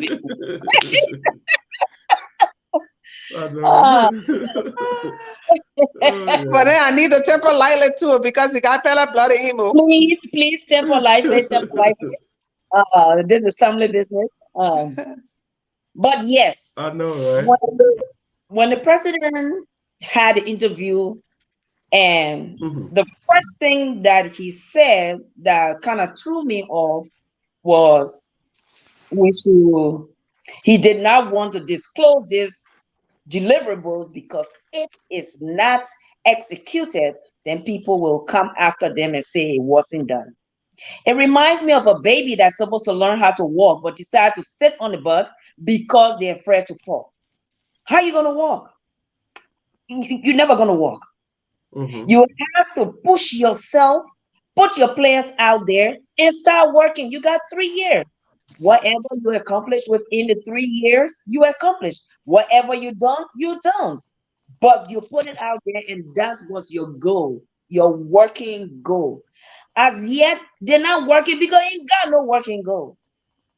This does not motivate you to work. You got nothing you put out there. You don't push yourself. You don't motivate yourself. You don't see yourself being accountable for nothing. Because at the end of the day, when we tell the people nothing, is that what we're going to wait for? I was very sad when he said that. I'm like, this is out of fear that he's not going to give us a plan. I know when he decided to run in this election, there were some things in his mind that he wanted to do. And I'm sure everybody that worked on the platform with him, that he had as vice president, everybody has some kind of plan, something they wanted to do for the community. How come they cannot deliver a 100-day plan? Even if it is, we're going to make sure to spell the president's name correctly. Just tell us. And we'll all start working on the spelling. Because if the vision is clear and it is written down, it's easy for people to follow along. But nothing has been written down. It's not clear, and here we are turning around in one spot. The next thing he said, we should take caution with the inaugural committee, because if we put too much pressure, people might not want to serve in government. Well, all right, then, that is all right, impossible. There is something in our DNA that, whether you know it, like it, or want it, it's a hierarchy of need. Our physiological need is our first need, your basic food, shelter, clothing, and everything else. Then you have your psychological needs. That's your intimacy, your growth, your development, your security, and all of that. But on that chart, one of the highest level is self-actuation. When we want to give the best of ourselves. That's the reason why nobody can say somebody will not want to volunteer. Because when you've gotten yourself to a certain level, you want to give back. Yes. So there is no way you can tell me that nobody will want to work in government. No, people will want to, because a voluntary job is the highest office a person can take themselves to. But they do it because it is a desired satisfaction for themselves. So people will always want to work in a volunteer position. And if the people volunteer, if we do not keep our eyes on them or keep them in check, how you expect them to do what is right? Human nature doesn't like to do what is right. You're So right. in order to do that, there has to be a check and balance. So for the president to come and say that, it just really had me feeling a certain type of way, as the Black Americans say it. It had me feeling a certain type of way about his thought process on issues. Why would you say something like that? Are you trying to scare people off so that they do not criticize? Are you trying to scare people off so that they are not accountable? What was the point of that statement? But he never came to really clarify it, and he left the conversation. Thank you so much, Professor Pilley.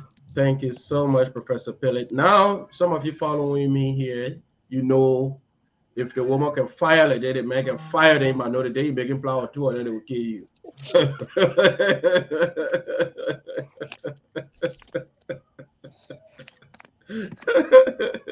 All right, so we're going to Fesia. Fesia, let's get your 2 cents on the president interview.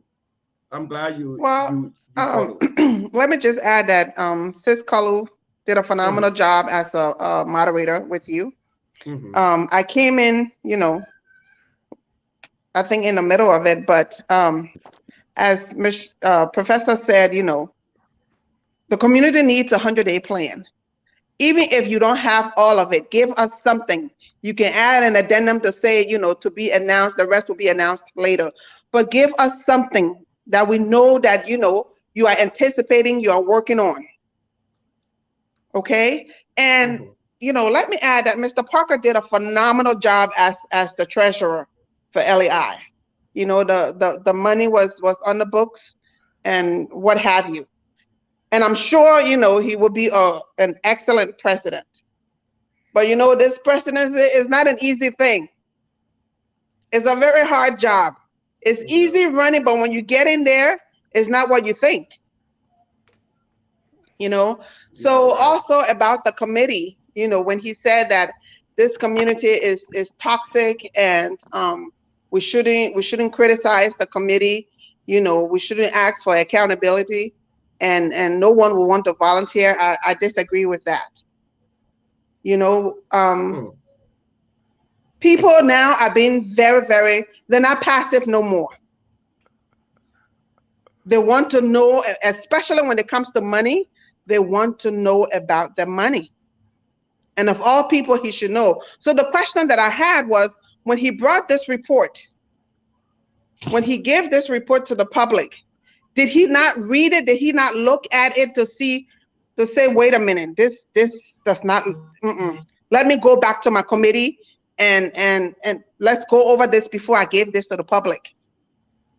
That's the issue that I had. Because if I were the president and you gave me these numbers, I mean, this is the inauguration that was well attended, the most attended inauguration in Indiana. Yes. People paid. And the committee, let's not put down the committee. They worked hard, but the numbers are just, something is not right. Yeah. And it could be where, somebody, the wrong paper was taken, and I like to It's give not, everybody the it's not, benefit of it's the not the doubt. money. But what about the food that was donated and we receive it? Well, then all of that needs to be put in the report. It's fine. All of that needs to be put in the report. And there goes again, had the and don't get me wrong, I'm not accusing anybody. Those who collected the money are fine individuals in this community. But again, those funds should have gone through the financial secretary. This way we have a centralized location from where the money was coming from, and not going to different parties. Yes, you are right. You are right. So, but So, let's wait for the report and see what it says. okay, let's wait for the report and see. Bernice, what's a 2 cent for the president interview? So yes, I do. This is where people say I'm not hot, I'm not cold. So I'm taking off my youth co-chair hat and I'm stepping in as Bernice Alpha, the community doula. Okay, go So ahead. the president speech overall, to was okay. I expected more. Miss Columo did a great job in, helping you to speak with him as well. However, when it comes to the 100-day plans, we all had to do budgets and plan out 6 months and things we had to do. Even if they he didn't feel comfortable, because those were not his exact words, but some words to that, stating what the 100-day plans were, because if we don't um, complete it, then of course the community will have something to say. But every community by now should have a 6 months plan. If they didn't have an exact plan, that he could speak to, those 6 months plans that we turned in could have been some of key points that were utilized to, give the community something as to a 100-day plan. Um, and you should never be afraid of telling people your plan, even if it's not completed through.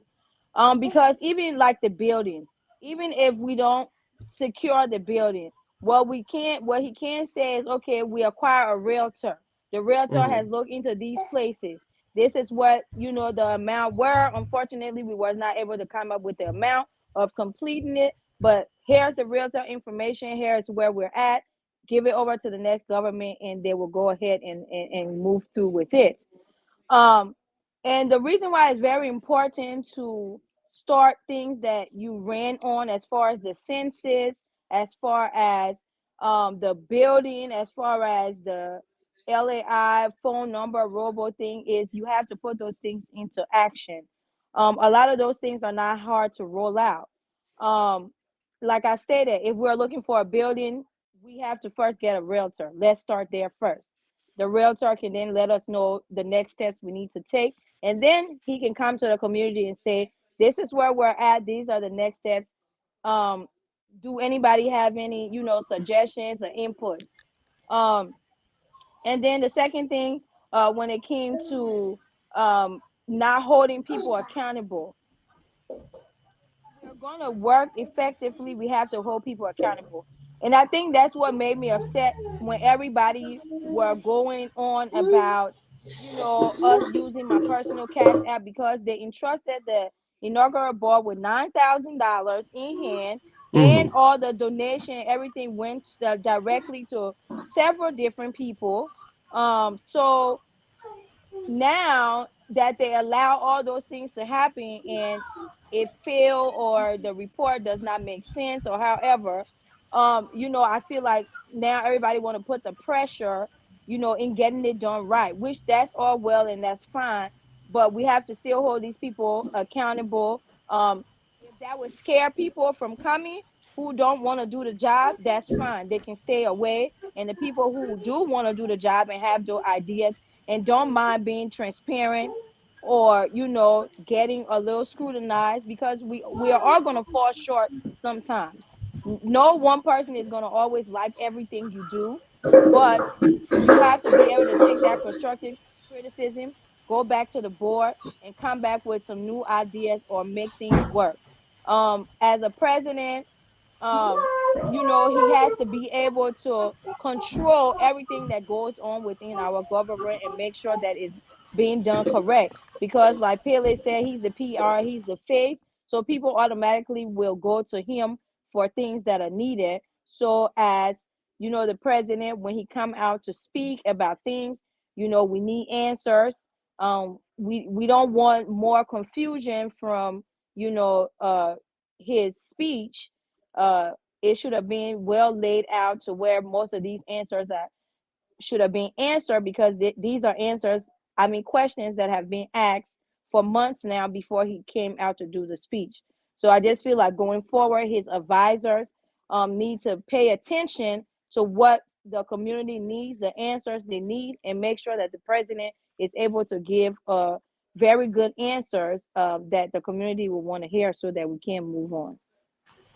All right. Thank you so much, Bernie Afat. So, but looking at the order of the Constitution, they said the legal advisor to the president should be the parliamentarian. And if the parliamentarian, who is a legal advisor, all I see him doing is singing praises, you will succeed. You the best ever. Oh, hail the president. So then, what do we expect?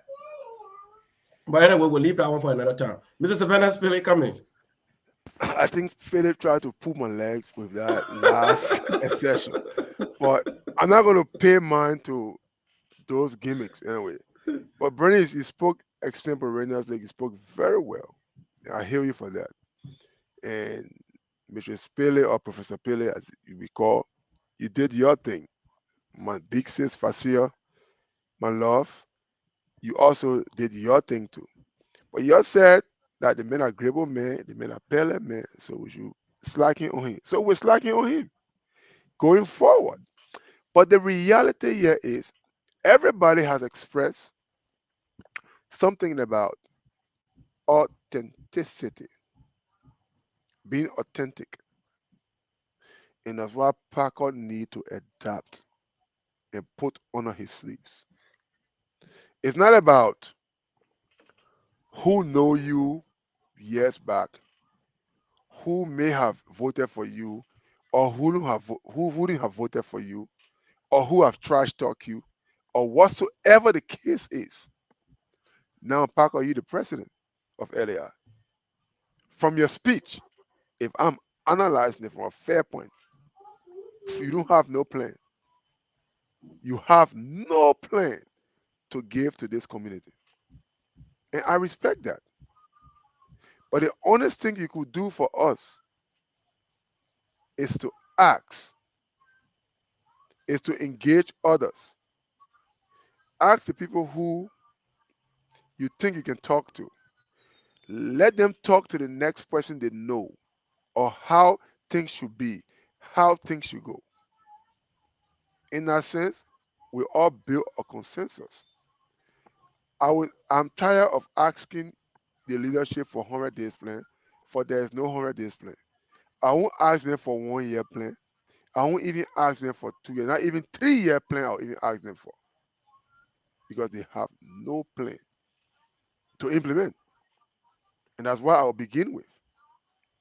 Everybody has explained lengthily how things should be, and I like the point that Bernice stressed, that people start to come at her for using her information for donations, whereas in previous time donations were sent to others for which they have yet, I say yet, to provide us who all donated. Because the last time I checked, four graves were donated, only two received, two make accident. It was in the ER at Eskenazi. Then it came to Methodist. Then it went to Dr. FK house. That way he ended. He performed the procedure. Then a potato grains also had an accident. It went to the ER to Methodist. It went to Eskenazi, and it came back to Dr. FK house. The procedure was ended. But the reality here is, when the president were about to make his speech, the president liked potato greens. So you were asking whether the potato green was on the menu. They said, "Oh no, the potato greens didn't make it."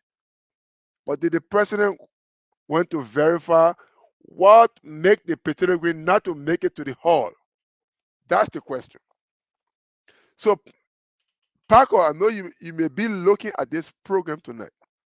The reality here is, we don't hate you. We want the best for you. Like I said initially, Rufus is now posting picture showing how handsome he is in African shirt. I want you to post a picture why you president. Don't be stressed. Go to your people, go to your committees, challenge them to come with those reports that everybody on this platform is asking for. They are not doing it because they're questioning you, Packer, existence. They're not doing it because they're questioning your professionalism. They're not doing it because they're questioning your commitment to this community. They question it because they are all hurt. They all have a common problems with this institution now that we found ourselves to be with LAI. And you've been the head. You're just a PR. And I respect that. You Gribble, you Pele, you Buse, you everything. You crew, you everything. But let us be crew when we crew. Let us be Pele when we Pele. Let us be Gribble when we Gribble. And let us be Liberians when we are Liberians. You know what? Liberia is always suffering because of accountability. Liberia is suffering without development because of accountability. The last time I checked, the very day Harry Grieve decided to distance himself from corruptibility of Ellen, he was killed. The last time I checked, when Albert Carter Peters, Gifty, the other auditors, Israel, Niswa, they were killed. Until we Liberians can come to reckon with that and respect that people money is not our money, but it's for a purpose, then we will forge ahead, then we will grow. Don't listen to the Tony Giflers that will be promoting bad habit on a good atmosphere. I use Tony Gifler tonight because he always promotes bad habit on a good atmosphere. Don't listen to that. Be an independent person. The people are looking at you. The people need your personal approach, not the group approach. Like I said to you in my text Sunday or Saturday, I said condemn their act and let's forge ahead. You need to take that radical approach. It's not about you, nobody coming after you. But if you feel that you will burden yourself with people attitude, attribute, and actions, then you will have sleepless night for no reason. Because last time I checked, Sonny Parker, she cooked very well. She feed you well. You eat well, but you're not sleeping well. So I will not blame her. I will say to this publicly. I will not blame Man Sonny Parker.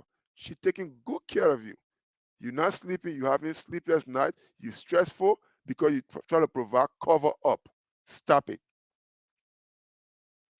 Please stop it.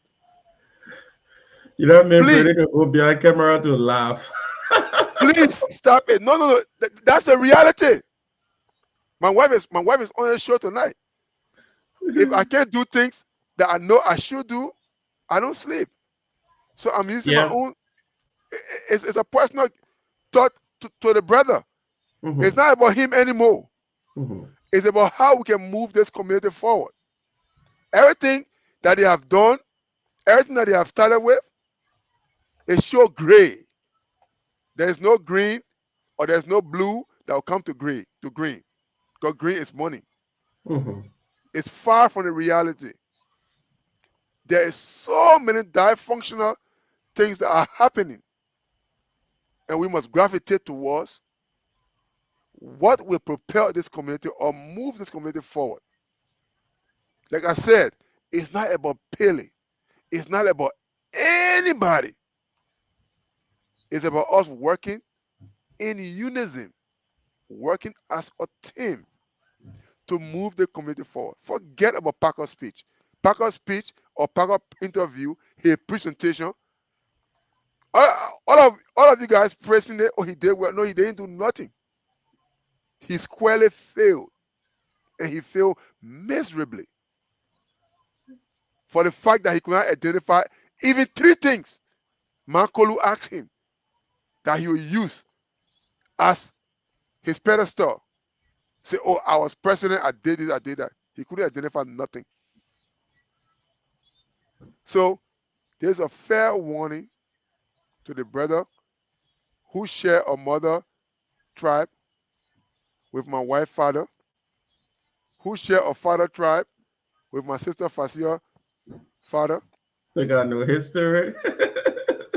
and professionals people are in your corner waiting for you to just make the request. Yeah. Yeah. Professional people, because they are all tired. They all want to move the community forward, Parker. It's not about you.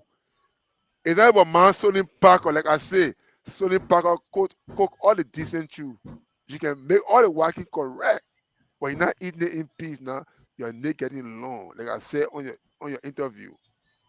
Brother, look, take a deep breath. Look around you. What do Look you around you. see? What do you see? Look around you, brother. It's not about people who come to you and want to act like there's some rebel. No, no, we don't need no rebel Man, you mechanism got my anymore. mom back.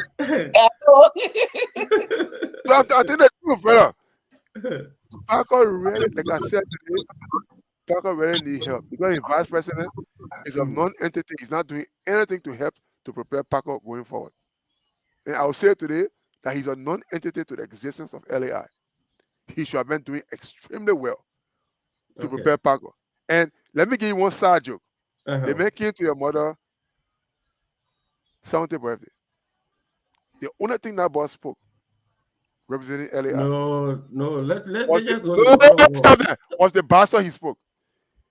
But when it Okay. comes to English, he said, our former president, Mr. Rufat Tati, go listen to the video. Be a little Emma on a statement in chaos. So people can follow it. Anyway, anyway, as you say that, you say that's a joke. So you say that's a side joke. So every one of you. So let's go back to Professor That was a Bassa Association thing. I beg you, my brother. yeah. Let's go back to Fasia and the professor right here. Professor and Fasia, I heard both of you had a same line talking about your 100 days or whatever days deliverables.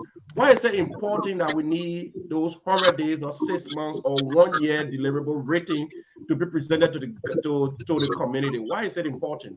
Because the president saying, I don't want to do that because if I tell you this is what I'm going to do, if I don't do it, then you will say I'm a liar. So why do you think it's important to be rating to present to the government? Why? Firstly, if people are aligned Mm-hmm. by content, concepts, visions, they can work together. Mm-hmm. Nobody can read anybody's mind. So I cannot formulate what I think you're thinking to act on it. If the president has a clear vision and it is written, we all can see it, and maybe we will make the contact and be like, Mr. President, I look at your plan and I saw that you want to collect cement. I have a way of helping you to get cement. If you will let me, I will bring my own 2 cents of the cement on board and we know that when somebody brings sand, there comes some water and some crushed rock, we're building something. But if it is not written down, if it's not clear, how do we know where we can find ourselves? Where can we help? What is he doing? Where is he going? We can't keep asking the question behind the scene. We need to see it so that we can get aligned with it, because we all want this community to go to the next level. We can't sit here supinely knowing that we have to give and can't see nothing. We're not going to be quiet. So we need him to make it clear. If you have a plan, make it clear so that we can be able to read it, see it, and then we all can work with it.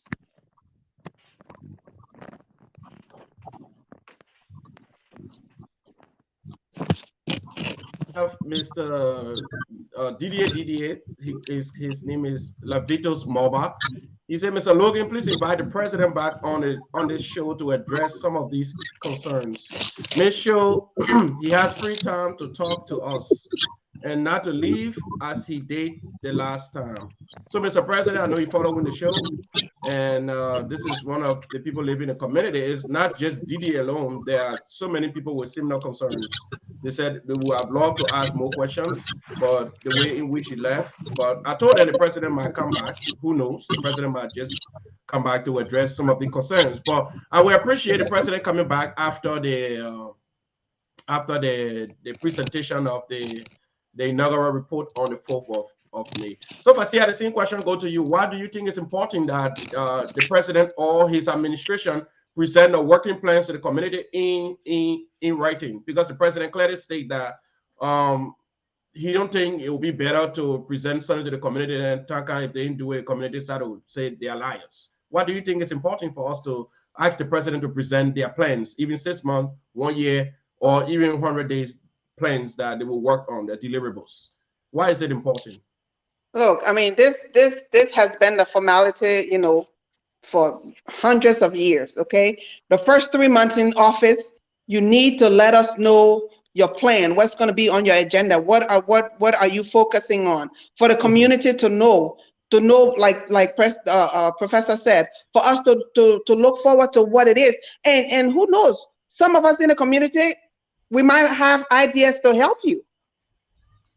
We might have resources that we can point out to you. So the first 3 months, you have to give us a plan. I mean, even if it's 2 sentences and tell us, I will announce the rest later. I mean, you have a platform. Build on that platform. That's all we are asking you to do.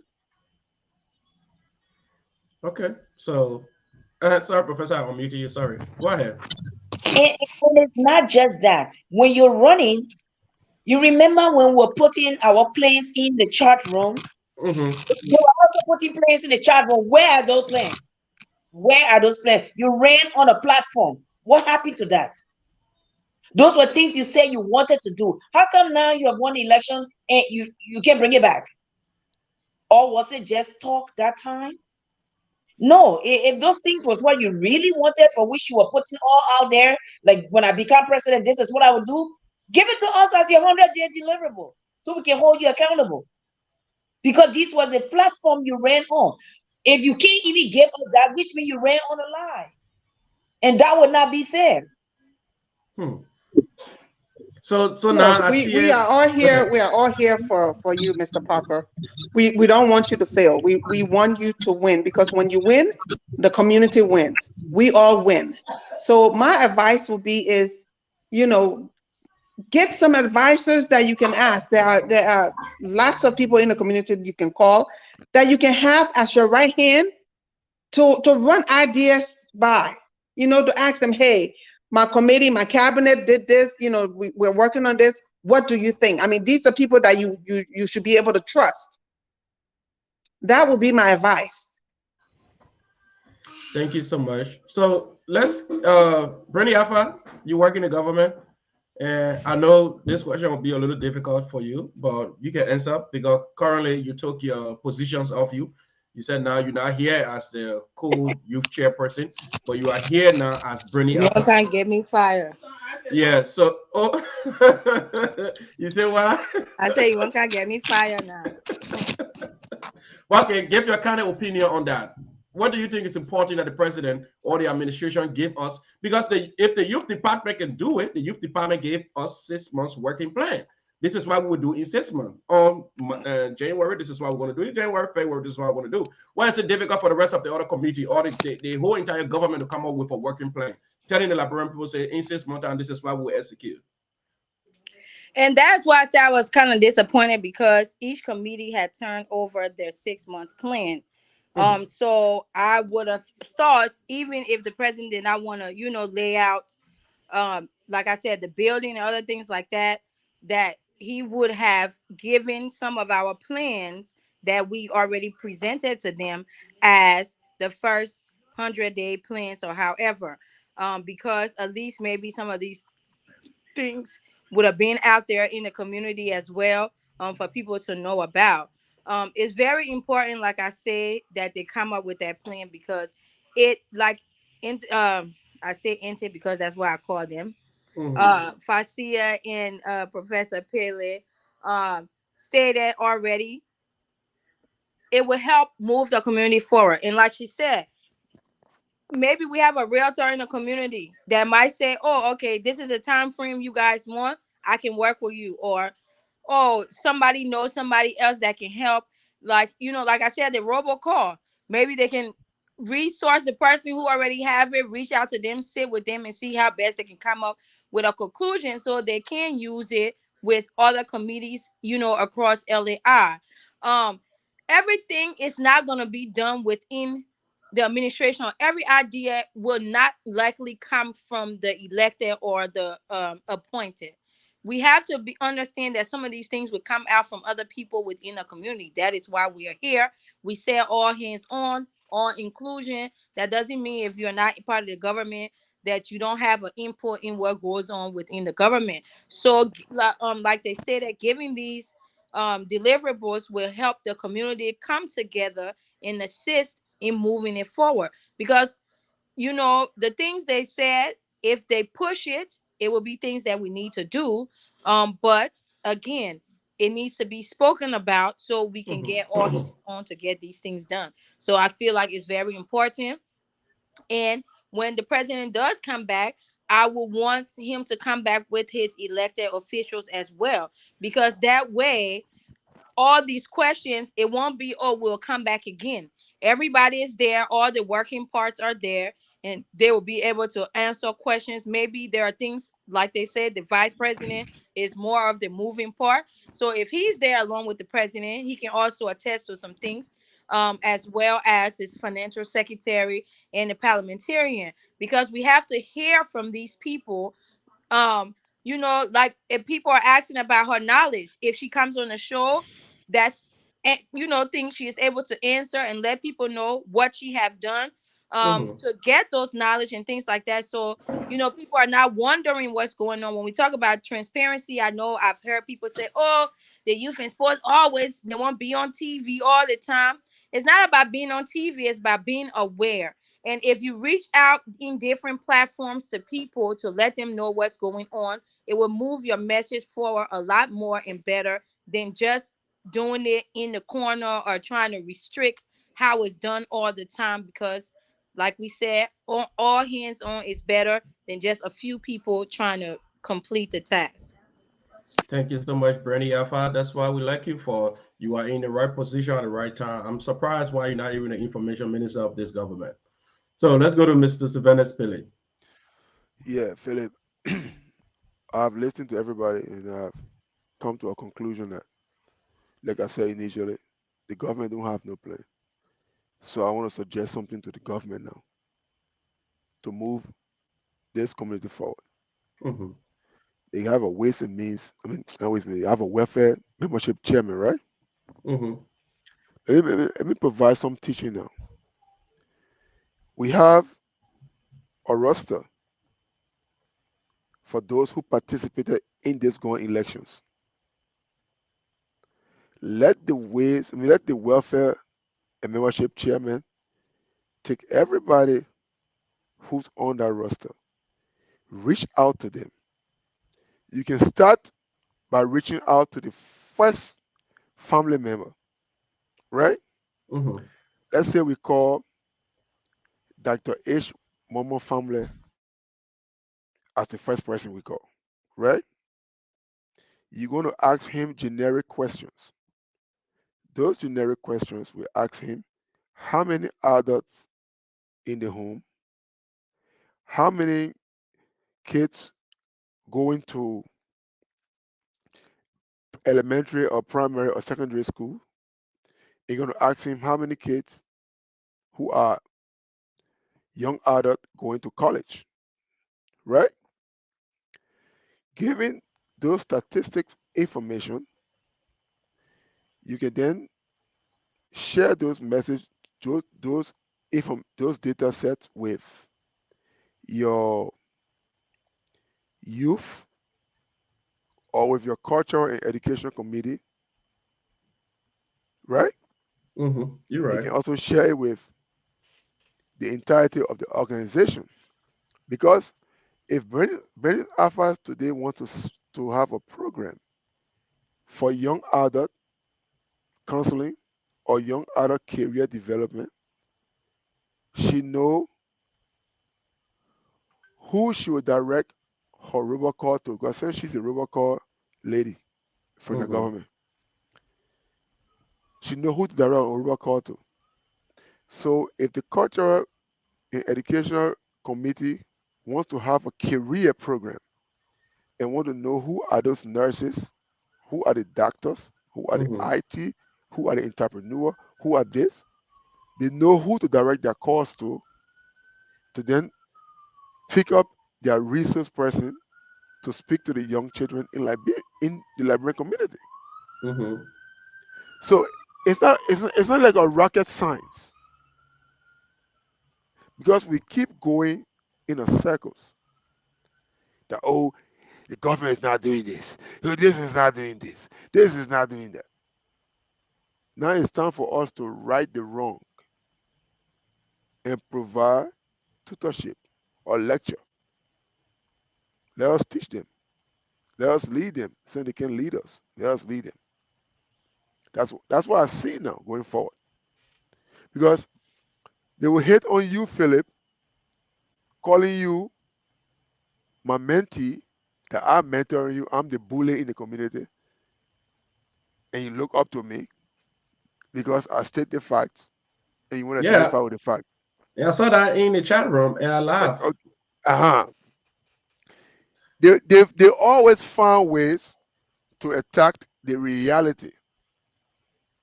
It's not about Parker. It's not about Rufus Tati. It's not about Tricon Camo who left office years back. It's not about Sia Fala Brown. You know what I'm saying? Because Mm-hmm. these are people who serve one way or the other. They have their own limitations, but they serve through with those limitations. Though some of them at times they corrected it, and though there are times that some other people did not correct their limitations. But we have all went through all that. I have been in this community for a little over 15 years now.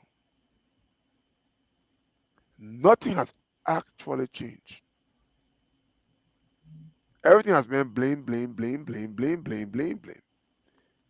Even when Sia was working, though they said Sia approach was wrong, she was telling people this, telling people that, but at least her leadership was actually functional than any other that functional leadership after Sia. And after Sia, it became Casa Dennis. So every other leadership who have followed suit have always played after the playbook of Casa Dennis. When I say this, they say, oh, pity this, pity that. Because I follow things, I suggest things, and they say only one toxic person was in this community, and that toxic person was Pele. That Tony gave us say until the East Coast was started moving. But because Pele was telling them the truth, Pele always telling with the reality. And I love to be that only person who was identified as being that person who stick with the truth and know the truth. So we can be bickering, we can be going back and forth, we can be hysterical, emotional, about situations. All we all have to do is to champion the cause, is to be there for this community in whatsoever way, shape, or form, brother. Mm-hmm. You know, you can get like now. I get a dog called Precious in the house. When she want people say, "Oh, pour us up for the go people." I don't want the people in the living room. So if we adopt that concept now, even if we want to govern the people on themselves, we will take them outside the people, then we'll bring them outside, we'll dress them, then they will deliver. Fasio said, Bernice said, my wife said, the president should have looked at all the reports before bringing it to the assembly. The president should be the one who is the image, like I said initially. But if Mm-hmm. the president is not getting those resources from people who's supposed to serve with him in order for him to deliver, he won't deliver anything. Look how old man Joe Biden now. The old man almost 80 somewhere year old. The old man delivering like this. He's not the old man doing the work for himself. The old man can be jogging. The only strength that old man get is to run from one lab to another lab. Then he talk. When he talk, he talk sense. That the people that are working with him making him talk sense. Oh. And now he is telling me to talk sense. Oh. The only strength that old man get is to run from one point to another. The only thing he's going to do for the people there, for the people to laugh and say, oh, the old man strong. But everything they put writing there, that they put writing there for Joe Biden to say it. Everything happening in the American government because Joe Biden get Mm-hmm. a team to make it happen. And not Joe Biden making it happen. It's true. Obama was younger than Joe Biden. Obama did not succeed the way how Joe Biden have succeeded. So that team effort. If you elect people who is not aware of their own existence, of their own position, then there's chaos. And that's what happened with Paco. We should not always look at Paco. I've changed my focus now. Since Paco the Grable man, the Pele man, I changed the focus now. I'm going beyond Paco now. Pretty soon you'll see Pele going. I think that's the truth. It's not about Paco anymore. It was not Where are you about going to Rufus. now? Mm-hmm. It was not about Jerry Walker. It was not about Mm-hmm. Alvin Pennell. It's about people who say they will serve. Like Alvin said, they post say they won't serve. You can't judge them by the action. Why you won't cover up? You get what I'm saying? The direct statement in terms of leadership, it comes from an authentic standpoint. It's true. So Paco is not a problem anymore. I have dealt with Paco for the past 3 4 months. The next 3 months to the fourth month, I'm dealing with Richard Boyer. I put him on the pedestal now. He's a new flower that I'm watering to grow. If he can grow now, like a business. Then the next person will be Rawa Kiri. The other day I told Fatih say she was the worst elected officer ever. Because she come in the chat room all the time, attacking people, then doing the people business. Which is wrong. If you are an elected financial officer and there's a problem, go back and research, go back and rethink, go back and strategize and see how you can make it right.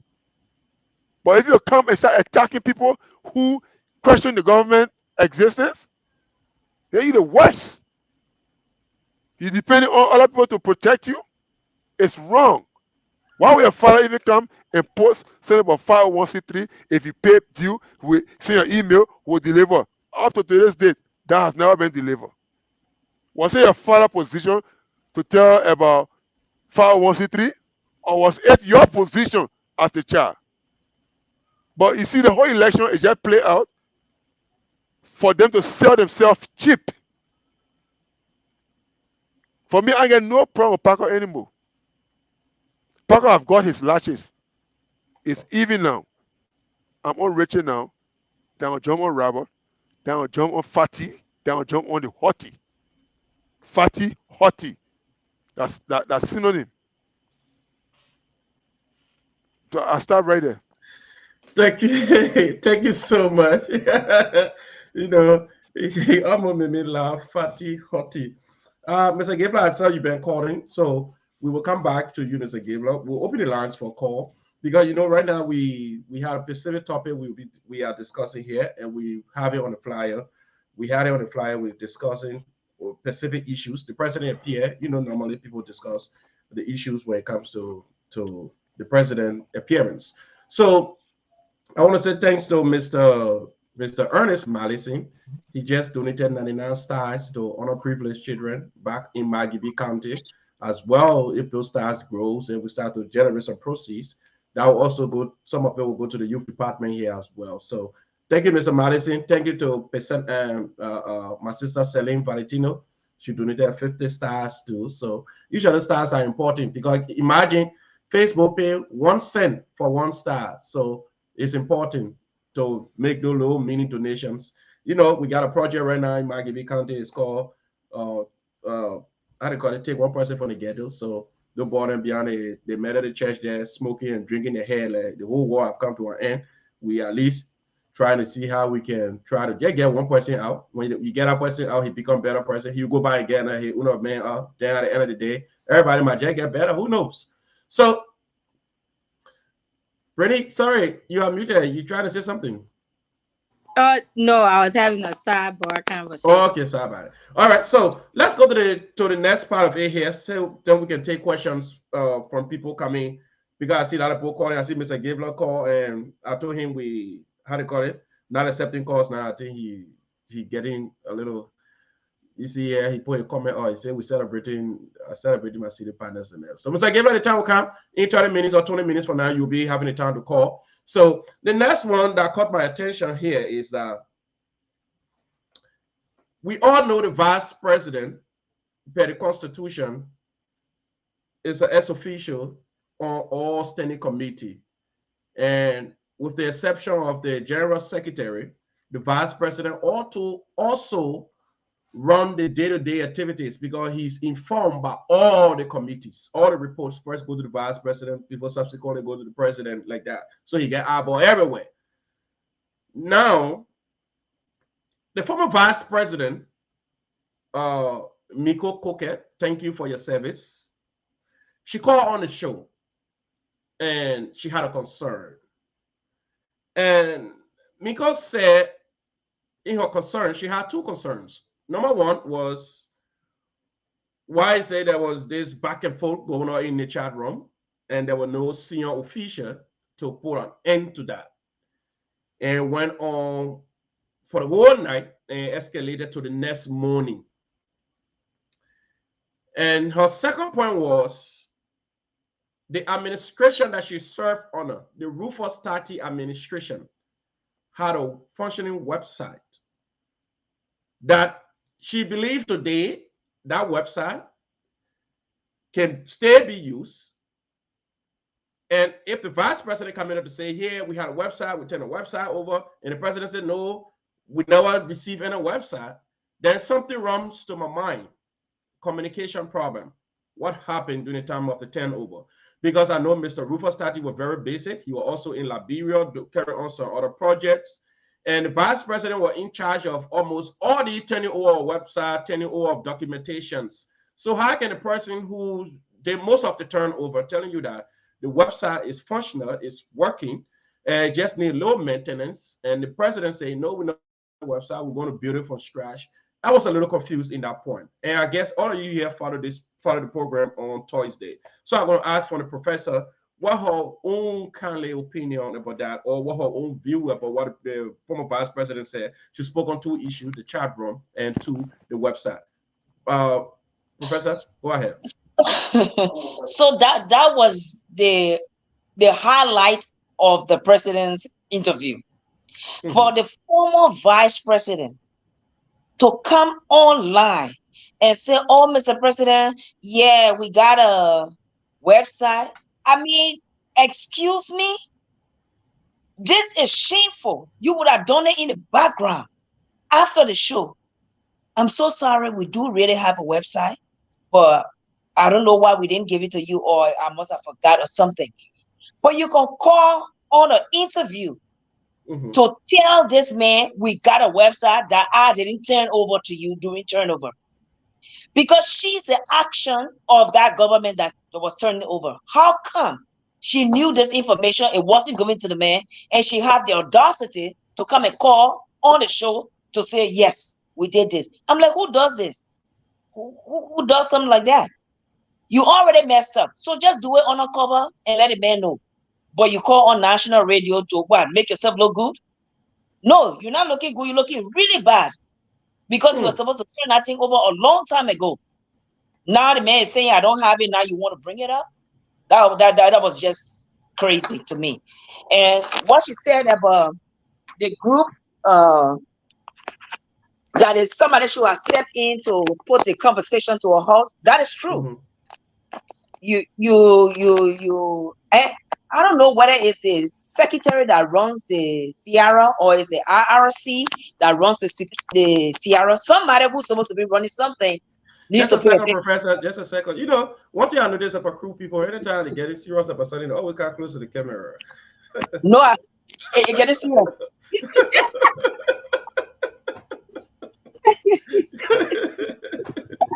Go ahead, Professor. Go ahead. No, actually, I was trying to put my phone on charge. That's why. I know. Yeah, go ahead. But yeah, seriously, that what she said was right. Somebody could have stopped that intervention before it got out of hand, but it didn't. As always, they always sit in the background to watch things unfold. Some things you can't let it unfold because when you haul rope will haul bush. It's true. And it just gets bad. And it just started going downhill from there. Even when they ended the situation in the wee hours of the morning, by the next day, it still was looking bad. Because now the IRC was officially attacking the secretary. This is LAI business. You go to your houses and discuss that. Don't come on the Sierra here and bring your dirty clothes to watch. That was just uncalled for. Because initially when it started, when I got in the chat room and saw that, I said LAI leader and government versus LAI member. But they tend to be LAI lead government versus LAI government. What's the meaning of all of that? I just didn't, it didn't go down well with me. Especially knowing that it had a website that it didn't turn over, and she came on a national platform to say, oh yeah, we do have it. Why are you still holding it? This is February and you're still holding it. And the people have been in office since December, January, your day inauguration. What's up with that? Yeah, I just see the former vice president just pop up, so she's following right now. I can see her. Yeah. So, all right. So, Professor, are you done? I can go to. Yeah. All right. So, Fasia. So the former vice president spoke about two issues. She talked about the website. They had a functioning website that this current administration could just work on and move instead of building it from scratch. Then she also talked about the chat room, issues that were going on in the chat room. She expected somebody from the administration to step in as quick as possible to solve the problem, but instead, it went up to the next morning. So she had an issue with that, and she asked the question. So what's the take on those two? Yes, I heard her question, and I was also, even when the president said that he did not receive, the website, that they were building a new website, I was a little perplexed as to why, is he building a new website when we already have an existing website, so I don't know why the former president didn't turn it over. That is something that I would have to ask him about. Because if we have an existing website, why go and get another one when there are information and there are data on that website? And then her first question, when she talked about the chat room, that was a very important point and I like to be neutral, but from what I've noticed, and people would say, oh, Fasia is biased to Pele because that's her brother. No, when he's wrong, I tell him he's wrong. But I've noticed that whenever there is a conversation that Pele is in, though sometimes maybe his delivery might not be the right way, but what he's saying is accurate. And what I've noticed is when it comes to him, you know, I mean, everybody gangs up and they allow it. So when that situation was going on, I'm sure there was one of the official that was in that chat room that could have gone to the president or could have gone to whomever to say, hey, we need to stop this. And what was done was wrong. It was wrong. I'm not saying it because Pele is my brother. No. Had it been anybody in this government, I would have said the same thing because I like to say when it's black, it is black. When it's white, it is white. So that is very wrong. And they should have shut it down. They should have stopped it a long time before, instead of allowing it to go on and just marinating and marinating and marinating. That was wrong. What's wrong is wrong. Let us not do this. Let us not demean people. Let us not insult people. You know, let us be our brother's keeper and respect each other and let this community come together and unite. What's fair is fair. That's all I have. Thank you so much. Thank you so much, Fasia. So, Brandy, let's hear from you. So, before Brandy, we want to say, our sister Vida Duo, thank you. Thank you for sending some stars out to help take somebody from the ghetto. Go ahead, Brandy. Not the ghetto, but yeah. So the what I would have to say to that is just with the turning over of things, everything's that being turned over.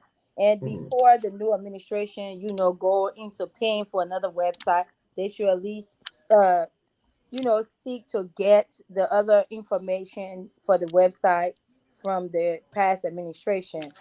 As to the chat room, um, I said it earlier. It's not what is being done; it's who.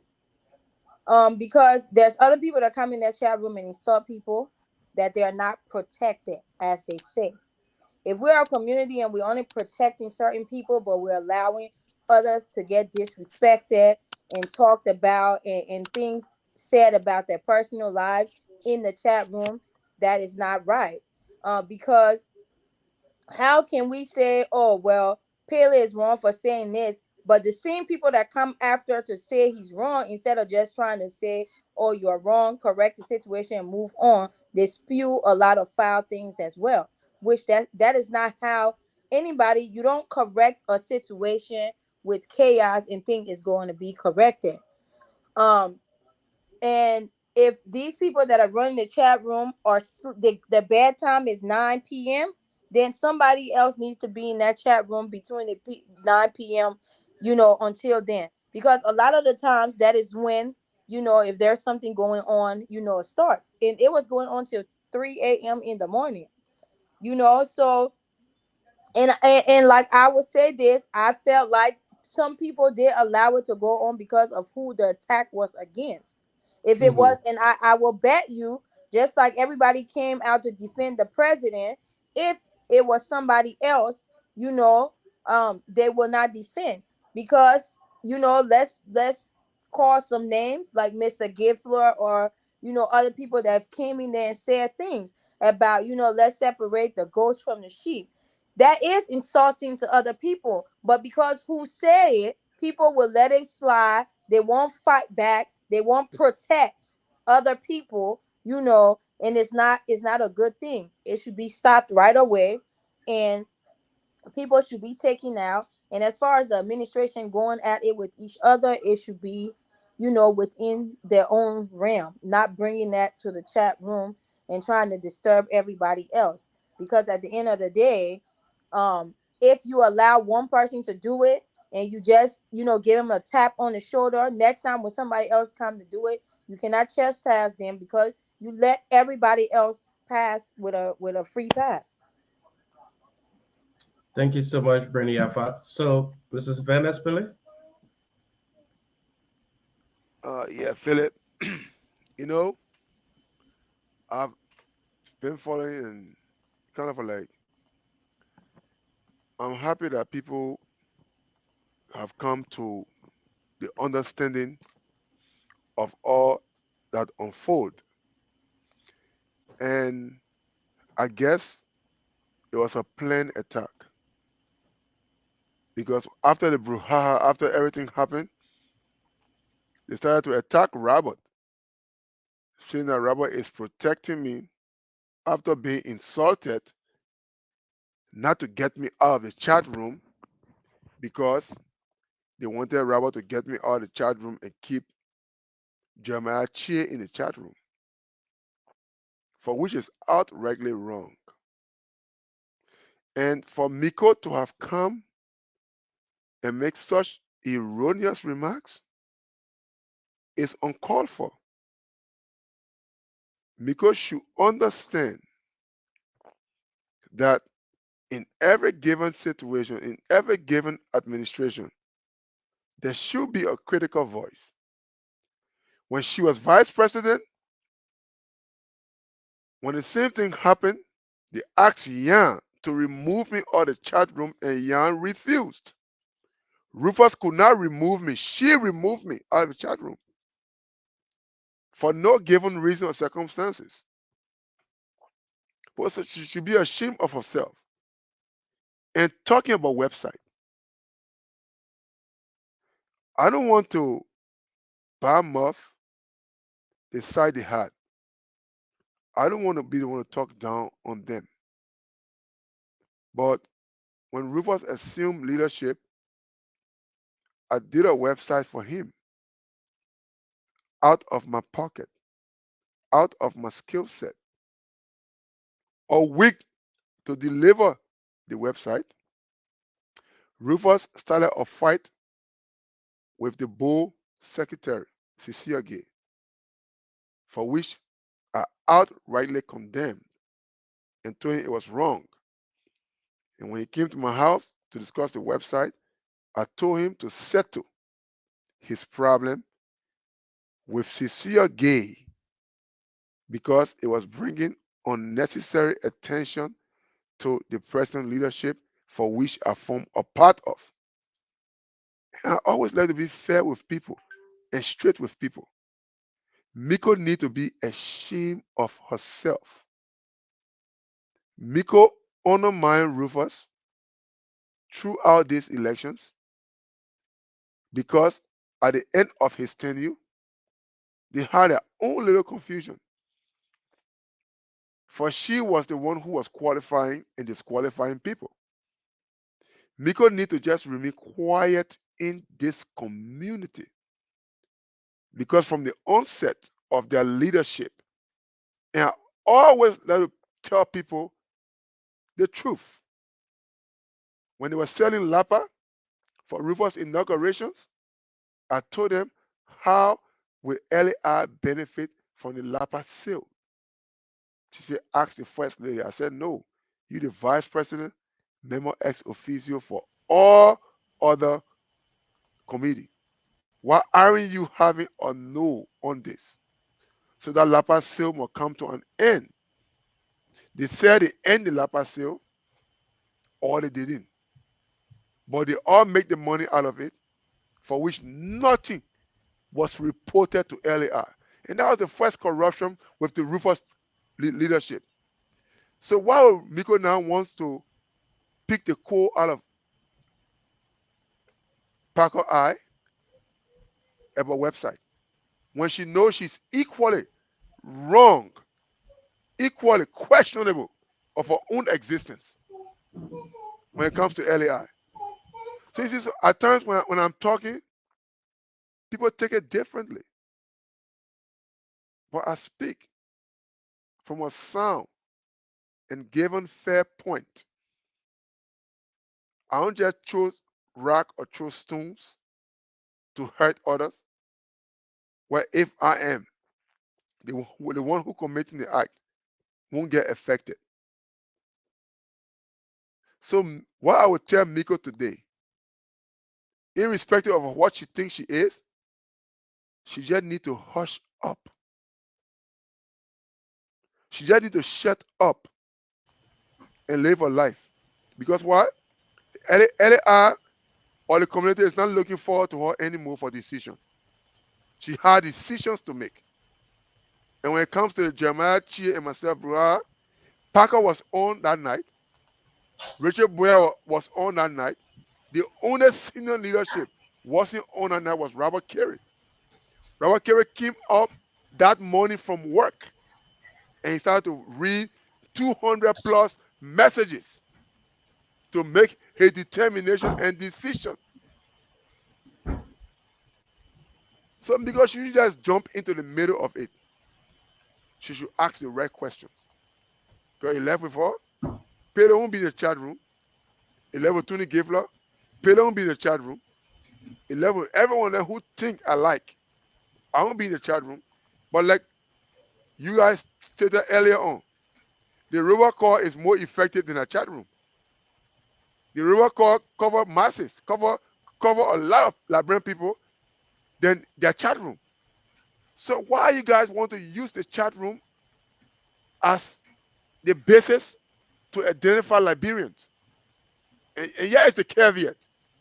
If you're trying to remove people out of the chat room because of your ill performances and people don't want to pay their meeting due, you will have yourself to be blamed. Because gone are those days. Gone are those days. Nobody wants to be subjected anymore. People want objective point of view and critical thought process. And let's go to all the leadership and past leadership.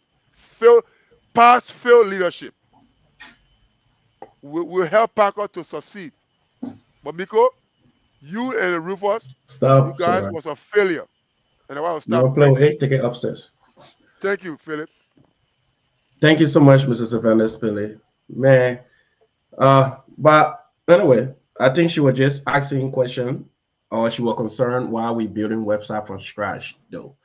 Because I think on another way to the current administration needed to reach out and ask why is it that we do not have a website or we heard about website and what's happening with the website issue. Professor shaking her head on me, God, no, she coming fire back. Go ahead, Professor. No, the incoming leadership is not supposed to reach and ask. Whatever you have doesn't belong to you. If it is LAI, turn it over. Turn it over. Yeah, but Professor, Mr. Rufus Stati, the former president of the Liberian community, he stated on numerous occasions that I would love for my government to be audited. So if we were paying for the website, we took monies from our coffers to pay for the website to manage the website. So I say something that we've been managing now, we're just going to throw it away. And all the money we spend, where is it? That's why he should have turned it over. But is it late for him to turn it over? Of the payment, of the management, everything to the new government. Okay, so Mr. Savannah Spilly here, he knows how to build website. So Mr. Savannah Spilly, is it late to turn the website over to the new administration and to go and build website from scratch? It is never late if and only if, like Rufus said, if it was paid for, if it wasn't done on gratis, it's never late. Because why? I build sites for people. So this is how it works, right? Say LAI pay me $1,500 or $2,000 to do her website. So that money LAI is paying me is not just to develop the website. It's also to provide training for my successor to do the updates. So I would do the website for 3 weeks and get my $2,000. Then I would train LAI representative 2 or 3 for another 2 to 3 weeks or to a month until they can be on par with updating the site. So the only time I will leave them to go to do their own updates at home or whatsoever without my involvement will be when I've come to the understanding that they have exhausted every other trainings as well gave them. So anything that is beyond that training that is technical, I will then tell them, submit it to me for me to do that update. Maybe it's some picture editing or so whatsoever. because I know how it will be presented presented to the public. So I have to take that. So I will guide the LAI team for like a year or two for that same $2,000 or $1,500 based on the agreement. You get what I'm saying? I won't leave LAI. I built Front Page Africa website. I built a New Dawn website. I built the analyst website, Librarian Observer. Going very far on all that. We walk that same path. I have my partner in Minnesota called Christian Bruce Weir. So that's how website work. So if LAI duly pay for that site, LAI should be given the domain name, login information, transfer to Paco. Paco will then decide who he want to go with. Maybe the website she bragging off that was taken care of. Maybe the website was not up to date or up to a full representation, right? Then Paco will say, okay, we already have a domain. We already have this is that. Where can we start from? He will bring it to the assembly. Then Pele said in the group, say, okay, but then if that is the case, we ought to get domain. How many years will the domain pay for? Or even Vanny Camo sitting in the audience. Say, okay, me and Pele will sit down, we'll discuss that. We will do this free of charge based on our skill set, based off that we live in this community. But when people try to cover things, then you know they are hiding things. Because it should be open backs. It should be transparent. That's what I keep saying. It's not about Paco. It could not be about Richard Boyer. It could not be about Hottie Fatty. The names alike. Or Robert Carey. You know what I'm saying? It could not be of any of the leadership. But it could be of we being transparent and ready to move the community forward. Because web presence, information dissemination, should not be something that we should hold on to. I don't need a job. Someone else down the road need a job. Fastel don't need a job. My wife don't need a job. Someone else down the road need a job. They need those information to act on to move their life forward. Yeah. Similar thing, like children in the community, babies in this community.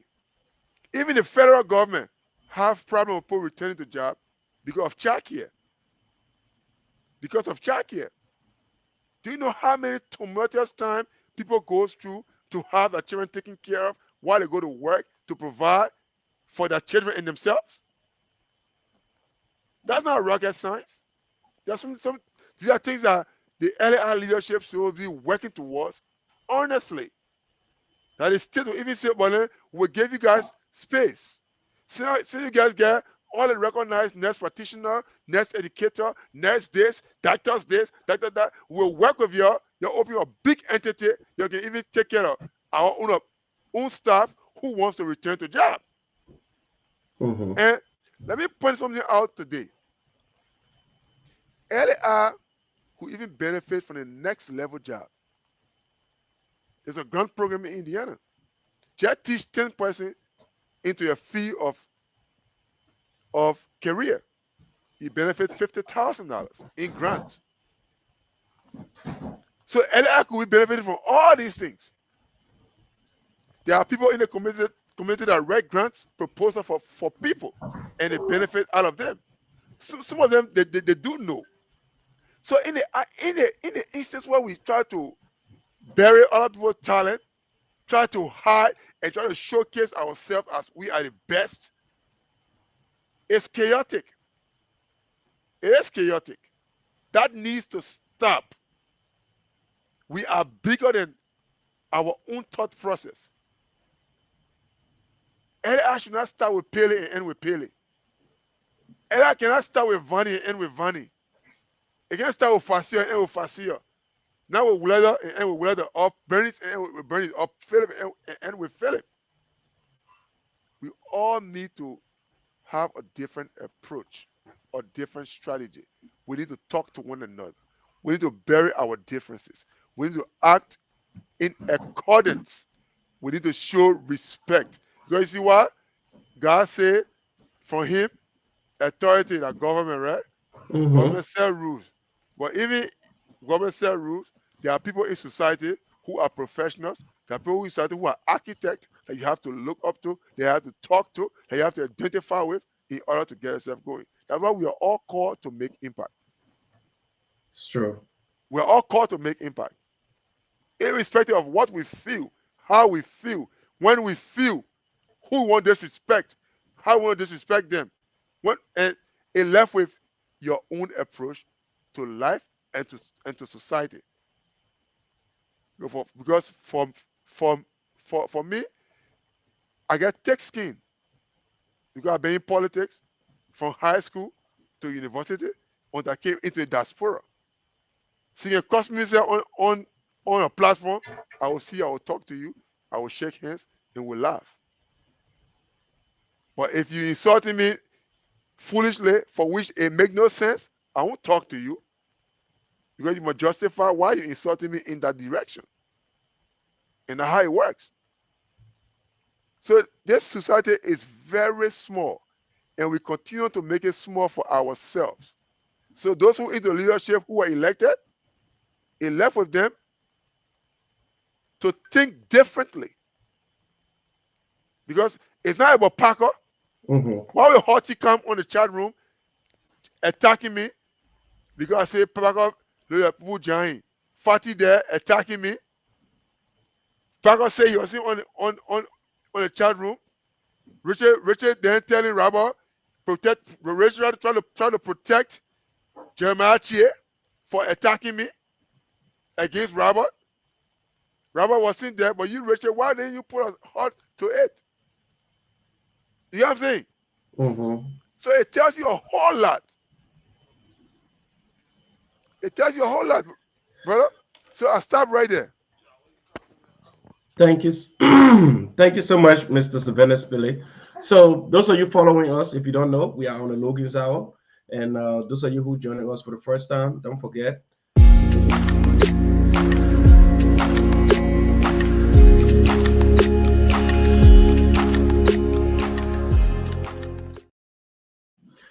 All right, so we are on the Logan's Hour again. We want to say let's recognize some of our hardworking people in the community who have served this community. And those of you who following us, we can call everybody name. We know we saw some of you, your names popping up. Some people never click on, but we saw your name as well.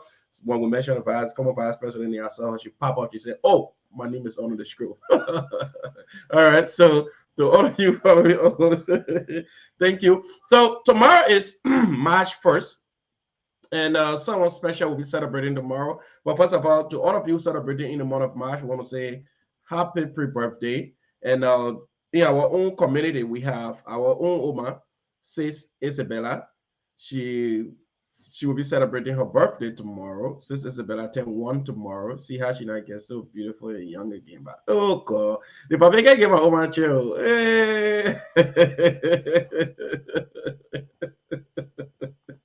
Yeah, so since Isabella, I want to say happy birthday to you, happy pre-birthday to you. And as you celebrate tomorrow, please just send me the address where we'll be drinking a good pepper soup. I can't eat go for Wakanda to just smell the pepper soup. And get ready. They have the biggest movie coming up in Indianapolis, our own Liberian brother Mario. So those of you who don't know about this, is Art with Mario fame with Jay Colaco Studio presents Message from the King. Some of you are seeing this in a group chat. Message from the King. Our own Liberian brother Mario, he very innovative. He been trying to see how well we can bring our own Liberian brothers and sisters who have talent in this community. When you look at the flyer that you see, Chris Carver, you see Mr. Jeremiah Sele, you see Precious Don, you see the ambassador Abba Moba, you see David Gertie. I don't know everybody's name on this flyer. I'm sorry for that. But the premiere is coming up. So Saturday, April 8th, 2023. Get ready. It's going to be at 6450 West 10th Street, Indianapolis, Indiana, 46214. So please purchase your ticket. The link is right below. So you can go to Cash App if you want. You can go to Cash App. On Cash App, you can just pull the $sign, you pull AWM Fame. AWM Fame. So the premiere will be coming up. That is April 8th, 2023. And the location going to be at 6450 West 10th Street, Indianapolis, Indiana 46214. So, message from the king. So, those of you who don't want to go to this movie premiere, donate the money. Just send the money to support the good work they are doing. That will encourage them to do more of these. And we have our sister Dede baby shower coming up. Dede baby shower coming up. Those of you who know Dede, and if you don't know her, it's not a problem. You know, normally when baby shower of these coming up, we go to celebrate the Liberian community. So you're going to be on Saturday, April 22nd at 3 o'clock p.m. And you're going to be at 360 Evans Street, Indianapolis, Indiana 46222. So she's registered at babylist.com. So those of you who know babylist.com, make sure visit babylist.com and just do your letting. Do your letting as I stated. So we will go around the table. I know some of our people are already getting tired now. So we'll go around the table and well, first of all, before we go around the table, we're going to open the lines before somebody say why you opening the line. Okay. Yeah, because I know I've been I'm receiving call here. I just kept cutting it out. Back. Yeah, I kept cutting the call also. Maybe some people will be mad why we never open the line. So we're going to open the line for at least 10 minutes. So those of you who want to place a call, you can start placing your call now. The number is 401-359-5072. The number is 401-359-5072. And to our sister Eve, she just love peace. We want to say thank you for donating those stars. Thanks for helping as well.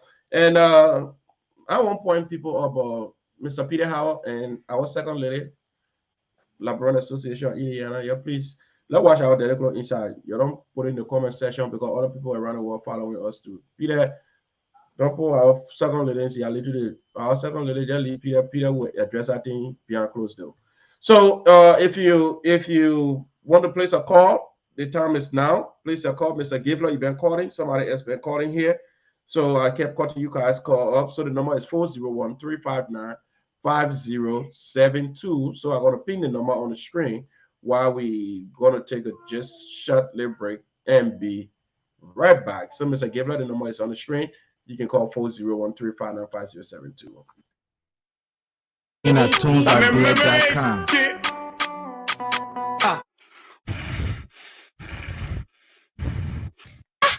Papi, why you coming for your breathing like that? My daughter. Hey, my daughter, yeah. The old people can say that curiosity kill the cow. Why you no problem again? Papi, I really don't have problem. But the way you breathing, sir, it's like you running so well. My daughter, if I give you the little G's, you yourself will be running to the same player running. So you just hold it there. Papi, Papi, play on me now, lay on me. You know I your daughter too now. My daughter, guess what? I had to run away from Wego. Tuesday and Thursday, they got one show in town. They call it Logan's Hour. All right, so we have our first caller here. Go ahead, caller. This is Anthony Gilmore. Top 5 of Indianapolis. Association. Wait. You said what kind of advisor? Oh, legal advisor to the Men Association. Okay, at least we know your position today. His voice is low. You can hear him? Not that loud. Professor, can you hear him? Hold on, Mr. Gibler. Go ahead. Oh, I forgot. Mention the men's group. Okay, go ahead. Okay. You can hear him now? Go ahead, Mr. Gibler. Okay. I wish we had enough time for me to address all of the issues that people that I see in this program. But because of time factor, I'm going to do my responses to some of them. Hold on. Something it has to do with the robocall. All right? Mm-hmm. When robocall was introduced, was rolled out during the campaign time, many people, including me, upped the app because it was annoying and I didn't see it necessary. Mm-hmm. So if we are going to reintroduce it, it's like other people, Brendan was staging a campaign to implement the platform of Logan. So if we are going to reintroduce the active administration to see how many people opted out or how can they convince them that you will call, and if you are one of those that is opted out, you can come back. But all those that are opted out, they don't have to opted out or how can they. Go ahead. That's one. I came up to say a person that gave lots of confusion. For the time you came in, how many times have you heard the full with every direction? Not the average telephone half of the time you spend in travel. Alright? You are just good at criticizing, meaning or idea that you don't support. It's what I cheap, but implementation is complicated. Okay? So we come to that. And when the issue of there's a pressure in the leadership to bring up or follow this. But it don't have to be constitutional though. Look what the constitution is. It says that in the president that will everybody constitutionally allowed, every one is to the fire. But the idea of coming to say it is mandatory, it is the president gets in the most of the steps for the sake of peace. What they show it is not part of this thing. Alright? And like you already said, you don't get people. So you can't pressure them. This is a voluntary. You guys are talking here into this. Like I said, when you run a phone, Logan, you are celebrating with it because half of the time you bring those people who are your loyalists. Not on the platform. Who's the neutral person you got there? But how many people have you brought that supported Paco? But Paco people, but wait, Mr. Gabler. Paco people have never been stopped from coming on this platform.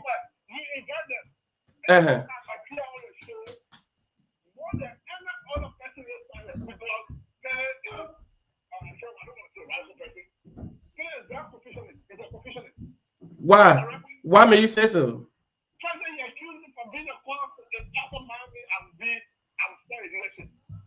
can he justify that? So the time the association was founded, I have been part of it every year or every administration. So how can you justify that he's a confucianist? Because of his attitude, I'm very him from coming. Because of his attitude to community, the main association has a refilling on it. So what do you mean his attitude? His uprightness or what? He's just very, as I say, violently. So somebody thinks he can be saying he cannot be saying the truth. He could be making. Okay. So he should do what the foreign donors can do. When they give you poo poo, then they say it nicely, you eat it. Then when a regular African man gives you something different, he say roughly, he say you can't accept it.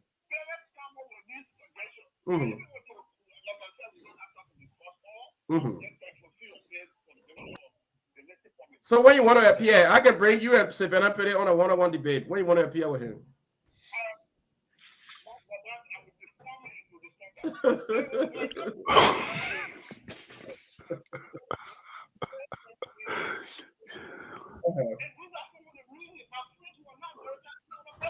Yeah.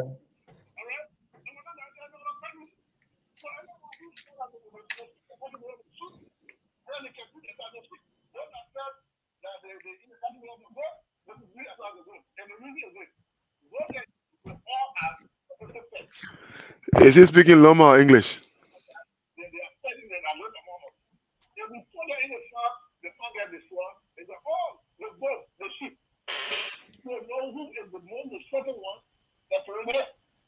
And the farmers is going to be more destructive than the sheep.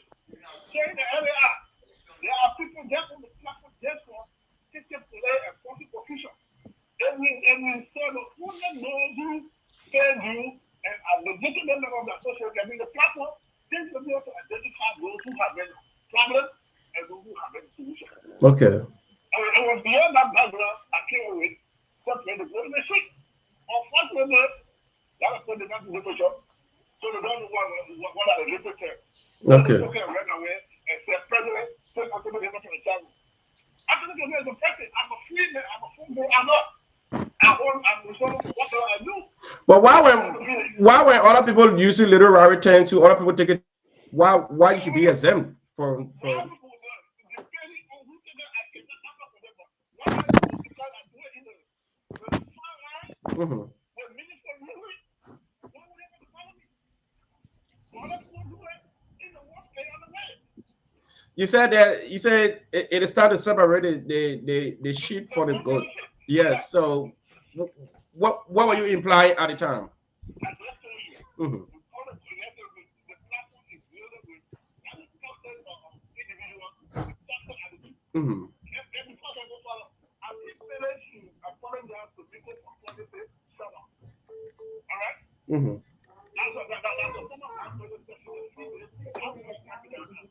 Oh, shut up. I can't tell who can say shut up and that's what we do. And then I'm not can you read the way? Can you let me show you where you want to put it? I cannot say to you shut up. I can put it to people understand it. When he got to another, in my mind, this is pretty accurate. Okay. Mm-hmm. So that's it. So when I tell the quarter to see the floor, Okay. we got over 400 people. All of that 400 people, there's about 10% of them who just grab that because we went to vote. Somebody made it away, or somebody, right? Why may you say so? Because I heard you saying the other day that this community started going the wrong way since 2018. Yeah. What's your yardstick for that? Okay. What nation comes to question us? Mm-hmm. All right? Before 2018, the number that we have is not like that. Mm-hmm. And as we go my way, we come with attitude. When we go my way, we come with different behavior. Mm-hmm. All right? So, the language that we are hearing today, can continue to be learning. And then when we reach a team, it's full. We are here to succeed. When we can actually get in a regular a bias aspect, you should expect different things to happen. Yeah, but you take into consideration that's when things wasn't going right. Like for example, the inaugural committee that just did this inaugural program. Those are the people the community used to help before for everything. But now the community have some critical minds that say, listen, this was never done the right way. Let's go back and redo. So is that a bad thing? Mm-hmm. Mm-hmm.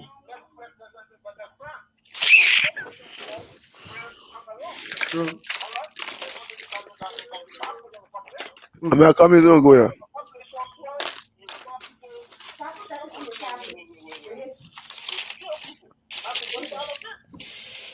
Take the calculator. Need that in the documents to the strawberries. All right? Some company that wants to let it through your opposing side. Where is the war? Where is the war? The other company president said, and you will call Joe Biden and Donald Trump chairman of the different things. All right? This conflict is working towards everything is bad. But in my mind, I know the result of the decision is going to come out and make it to the fight. In as much as there will be opposition to it, all right, you will look at the blueprint or the balance sheet and we produce a positive result. Okay. I don't know. I'm not there. I cannot say it, but I'm sure it's doing a good job. Okay. Thank you. Thank you. I will be happy to explain all those things. Take any question for any analysis. That's a different way. I'm not in leadership of area. Okay. But when the child is speaking, you saw the child. And I'm going to go and get some of the any leadership is to go there. Also, the child will contract. Because if you put a real person in charge, and you become you're satisfied and feeling that the center will push up, you're talking about the website. Yeah, the website. All right? And even before I heard of the CLB, if you are doing something for the association, why do I have to meet you? That person you got to make sure we see it. This is not an individual. The thing that you should have before was two people issue. All right? That is not borrowing this thing like you will not promised to have done. So I was one that told them that I will do that. If I told that website cost that, let us pay the money. What do you have the money for? So the son, Jah will come and let the person go Bitcoin. Oh, Jah will use our money. Pay the money. Okay. Like Peter has not paid you for one four term of the dealership. Listen. Okay. I can use it to prove it wrong. All right, Peter will respond to your question. So let me get the next person. Thank you. I see Mr. Giffords going up and I just think the problem is they're not used to having a lot of outspoken people in the community. It's used to being the same, the same group of people making decisions and everybody following.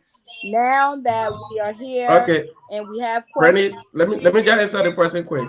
Go ahead, caller. You gotta mute yourself, caller. Yes. Mm-hmm. Can you hear me now? Yeah, we are hearing you. Yes, I just want to,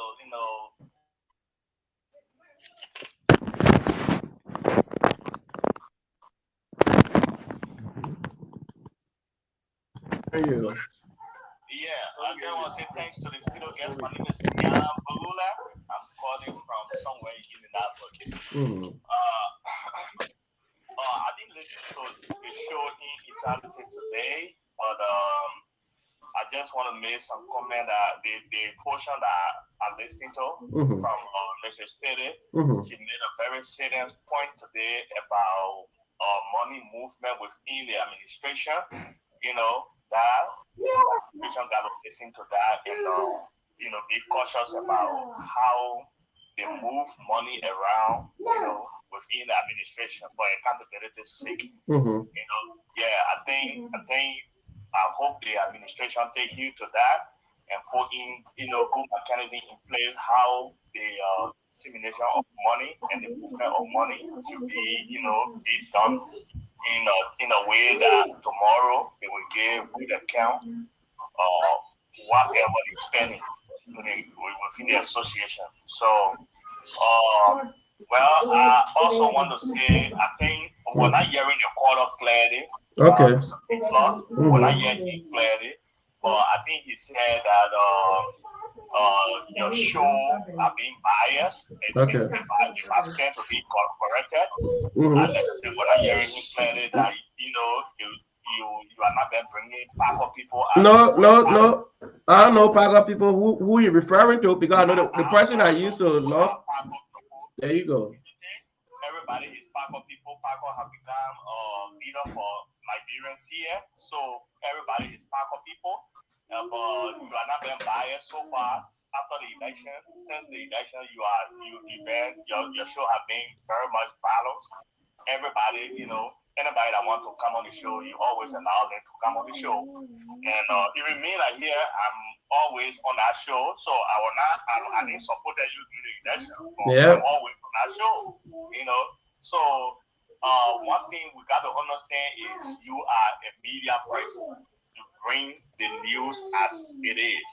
So people should not grill you because you are, speaking of things that are happening within our community. We should even be giving you a plus because you are informing the community of the happening around us, especially within LAI. That's why these things were not happening in past administration. That's why things were going helter-skelter. That's why the administration have not been moving further. But the route this administration, LAI is on now, is bound to succeed because every eyes are on everything that is going on within LAI. If the system we have now, if they have been in play during JD time, trust me, things were coming get straight at that time. But now every eyes are on everything that is going on within LAI. So we should be grateful for that. That Logan Hours is here, Open Tables is here, and other critical voices are around now to spot check some of those things that go on within LAI. I just want to say thank you. Thanks to the studio guests tonight. I think I will go back and listen to replay of the show. I think I was busy. I didn't listen to we show that entirety today. So, Okay. all right, thanks. Thank you, my dear brother. Thank you so much. Hello? Hello? Good evening. Yeah. Good evening. Yeah, you are live. Okay.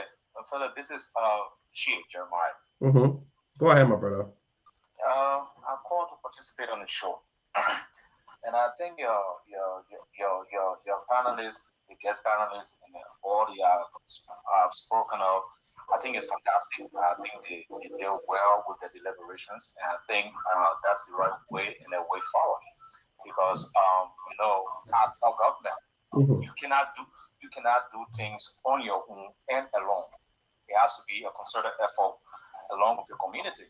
Now I thought to throw a little more light on the issue as it relates to the website. When the old government was turning over, those were things that should have been done, could have been done by them, and now they didn't do that. So our assumption, our knowledge is that it doesn't exist. And now, as part of the platform, the government promised to deliver these things to the Liberian people or to the community. So those were things that were placed within our time frame, within our own scope to achieve them. Because if you look at our own scope of operation, it deals with newsletter, communication, dissemination, all these things, and the website is of importance. So we thought to throw in that light towards the government's efforts to inform its people and to promote other businesses through that means. And now, since the GP came out and said that, I'm like, so all these things were done. You were told to turn over things on your way out, and there were certain things that weren't turned over, and you come in on a public show you castigate yourself because now that the other government is backing on other things, that serves as a distraction. But however, I think we are going to mitigate the efforts being made to make sure that those things that are there that can be worked on with the professionals that are moving in the community that are available, we will work on and we tap on all these things. The only thing we need and we want is that every other thing that will be given to this association should be for the Liberian Association. It shouldn't be for an individual.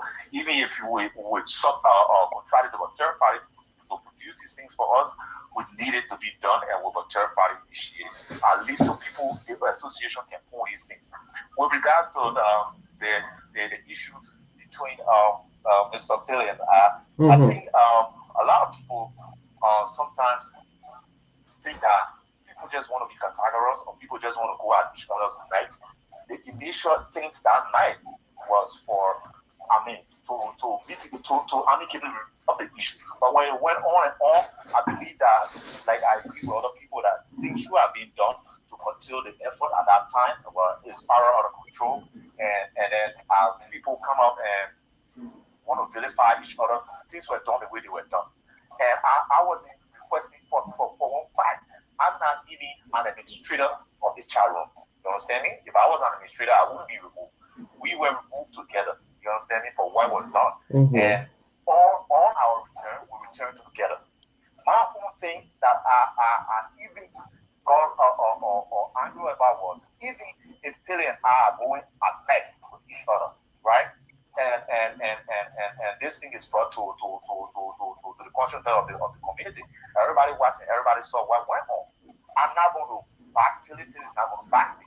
We are both on the opposite side, but we can see between the lines. The rules of this chat room said, according to the rules posted, was first on attack is warning.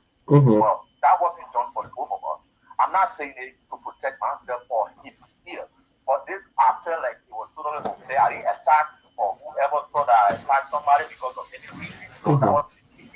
The case was, if let justice be done to all men. I'm a senior government official. If things were done all of the way, I was in caution, I was in talk to, I thought I was in defense of the government. And if I was in caution and people didn't know and people saw things going on, and at the end of the day, things weren't done the right way, you put two of us out, at least the statement I'm addressing that should be, gentlemen, You could call me verbally, you can warn me, you can warn Billy or Jeremiah 60 now. Nothing was done in that regard. You understand me? It's not that we don't know better, but nothing was done in that regard. So if you dress if you try to vilify people in the public who's in defense of the community's effort, that's the problem. Because at the end of the day, we all want to serve the community. We got professionals in the community, and we are only doing this because we love the community. And in regards to the issue of the guest panelists, this election, sometimes this is becoming more of issue in the community now. Sometimes when you have issue, let it be on you, let the onus be on the people. Let them say, I'm not able to appear, or I can't appear. Sometimes you throw these things out. These are tactics. You tell people, we're discussing this, gentlemen, if you feel like you want to come on to throw in light, because if it is not done, people think and tend to see it as bias, because sometimes friends will always be available. When from the onset of this whole show, before even election, from 2021, we have been discussing another issue. Once again, the Liberian community, all Liberian as a republic. At the end of the day, sometimes critical things like making providing a critical analysis for the president's speech. You should have invited the Secretary General, and he come and throw some light. You should have invited the chairman of the IRC, and he come and throw some light. Some people can see the diverse view, so people can compare them. You understand me? Like I listened to the show from start to now, and people say they don't bash the president any longer. I think not bashing the president is a step in the right direction, because the president has lieutenants who should show up show us some of these responsibilities. Because the man cannot be blamed for everything that started from the beginning to the end, because he has become everybody now, because he's the golden child of the administration. Now, the lieutenants, instead of Mr. Kerry and our bickering in the corner, we should come and defend the government when it comes to this issue. We shouldn't be sitting at the back and be making proud who's the hell, who's not the hell. So these are some of the reasons why you see the community sometimes it's turning to disintegrated to another level. Now, there are other communities. Everything you see the youth, I throw light on the youth department. Everything you see the youth department doing, they are doing it under the auspices of the entire LAR. If they go right, it's the LAR. If they go wrong, it's the LAR. So at the end of the day, we need everybody. We are making an effort to support whatever programs the department. For some of us, we now collect money, we now handle money, because we know fiscal policy, we know what's right to be done. By the end of the day, those who charge with those responsibilities must come. You must invite people to your studios. You must come. You say, my man, we don't understand this. You must come and give clarity. On Saturday, I'll be on moving table. I'm always available to provide clarity on every issue that the community needs to know, because we sign up for this, like the ex-president Logan said, we sign up for it. So if the people need answers, we must give the answers. We can't be sitting down supposedly and people will be assuming, because the worst thing one can get from people is the assumption. So I try to close with on that note. Thank you, Mr. Logan. Thanks to the panelists. Thank you. Thank you so much, my dear brother Jeremiah Chia. So you all know Jeremiah Chia. Jeremiah Chia is saying and I'm not always available. Yes, that's what I want to say, because I expect some time that people in the government, if they have updates, we don't need to run after them though. That's why they have the press person, they have the secretary general who run the day-to-day activities of the organization, and the president on Thursday just for having a public appearance. You need people who will come and do the clarity. Like this show today was just meant for 2 people. The rest of the other people say, "Can you send me the link?" Somebody in the government should have done seen and say, "Hey." But Brandy from the government, surprisingly too. So we want to say thanks to Mr. Ivan Logan too. Well, he just donated some stars. We want to say to John Sanson, thank you too for donating some stars. And well, we've been here for a long, long time now. So where we are now, I ain't gonna take the last call. I can't be true. We're just gonna go around the table and take our party. We're gonna take our party. So we're gonna start from Brandy. Are you in the government? So Jeremiah just was speaking, so we'll give you the chance to go ahead first. Then we can go around the table. Well, thank you for allowing me to come on your show always. Since I just want to say that uh being a part of the government, like he says, we have to speak up when things are wrong. We'll speak up when things are right. Because at the end of the day, when the government failed, they will call all of our names or departments or however they want to say. Um, and like you always said, your show is open. So sometimes if people feel like the community, just like with me, let's be honest. I reached out to you to come on the show today because of all the issues that was going on around surrounding me posting my personal cash app for the donations. It's So true. it's just the same as anybody else. If they feel like they want to clear up something publicly for people to understand, because now, after I clear it up, people have more understanding of what happened, and now people can give advice on what needs to happen and how it needs to look like, and we can move forward in the right way. So, as much as people think you always might reach out to us or people to come on your show, what they have to understand is we most of the time reach out to you and ask you to come on the show and speak on specific topics, and It's you true. tell us yes or no whether or not we can. So, if they choose not to come and clear their name and waiting on the invite, that's their prerogative. But again, thank you for always allowing me to come on your show. To sort out things. And thank everybody for listening. And I just want to let my mother know a happy free birthday. And you will be seeing a lot of her tomorrow. Oh my God! Happy birthday again to Sis Isabella. Wish you all the best. So, as I stated, this show is free. This show is for the community.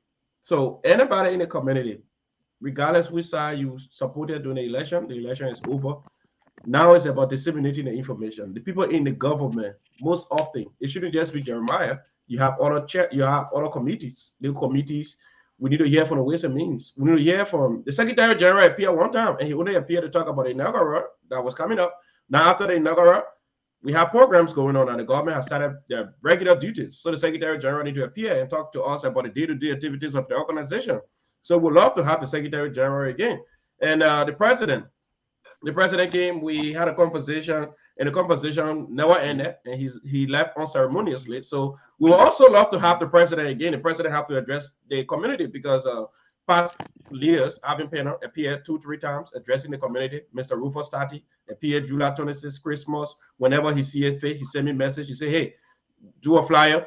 I want to appear on so and so date. Write a show. I'm going to get a flyer ready and announce to the community that your president will be coming on so and so date to talk to you. So Mr. Parker can do the same. And one thing, before we go to other you people to get your parting, I think this thing about shooting the president, it has to end. We have to understand he's the president. He's the president. And every leader must articulate their vision.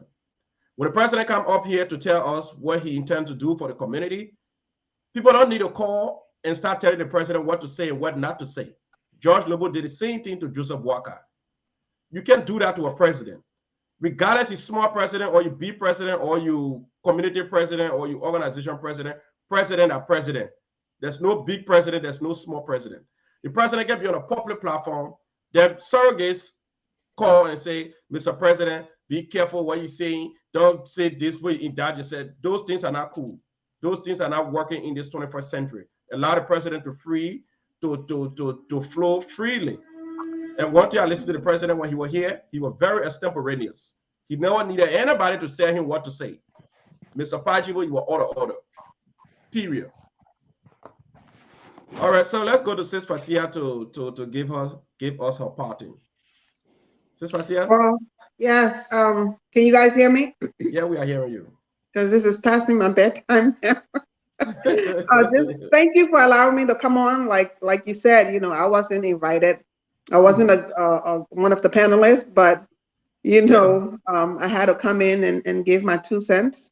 That's true. But before I go into that, I just want to wish my dear sister a happy birthday. My late mother used to call me every year to remind me of her birthday, Isabella. So happy birthday. I won't forget. Happy birthday. This community is growing. And we have a new leadership. Let's wrap arms around them and help them move in the right direction. My advice will be is for the president to get a group of people that he can trust, that will not be a yes sir, to be his advisor, that he can confidentially go to them and know that whatever he discusses with them will not be in the community.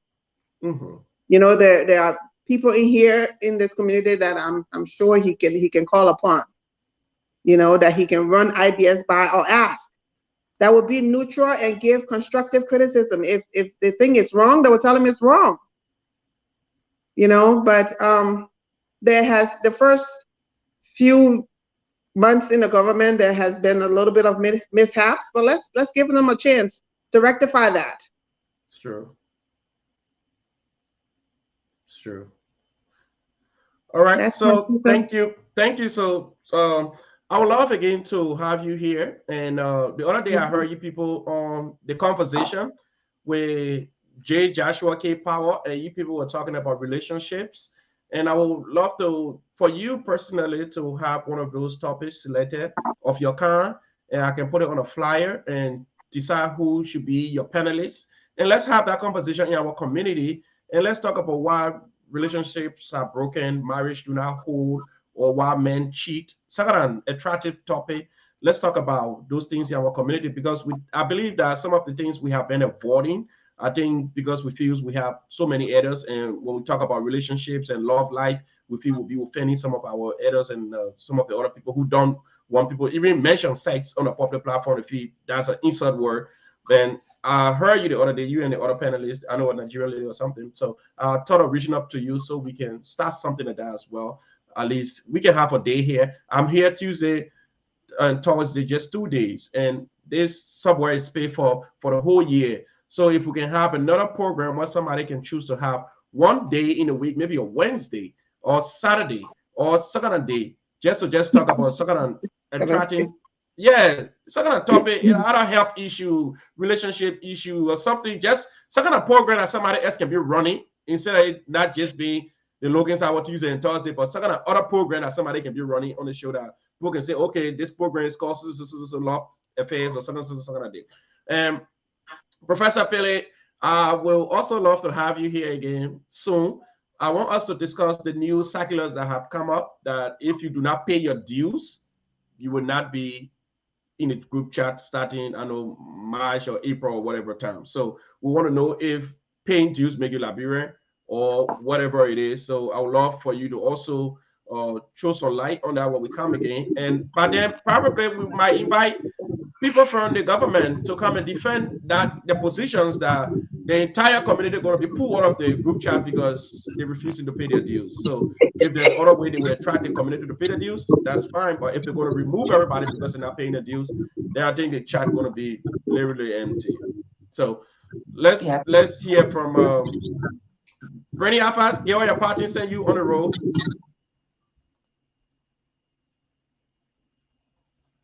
Bernice. I'm here. I didn't hear you because I was driving off and my camera flipped. Can you hear me? Yes, we are hearing you. Okay, no, I didn't hear your question because my phone was. No, just give your parting. Give your parting. Oh, okay. No, I just want to say, thanks for letting me be on the show. I know people when they see me on the show, when they say government representation, because I came from the other side, maybe I'm not seen as government representation, but I would have not have accepted the position if I was still wanting to work from the other side or campaign for the other side, as they say. I took this position to solely help the youth and to bring programs and things in the community that we didn't have growing up. So I just hope that they understand that we will speak up and talk about things that are not being done correctly, because that's the only way for us to move forward It's not to no longer hide things or only listen to one side of the situation. So that way that we can move forward at every time and make sure that everybody is being heard. Thank you again for being on your show, and thank you for everybody listening.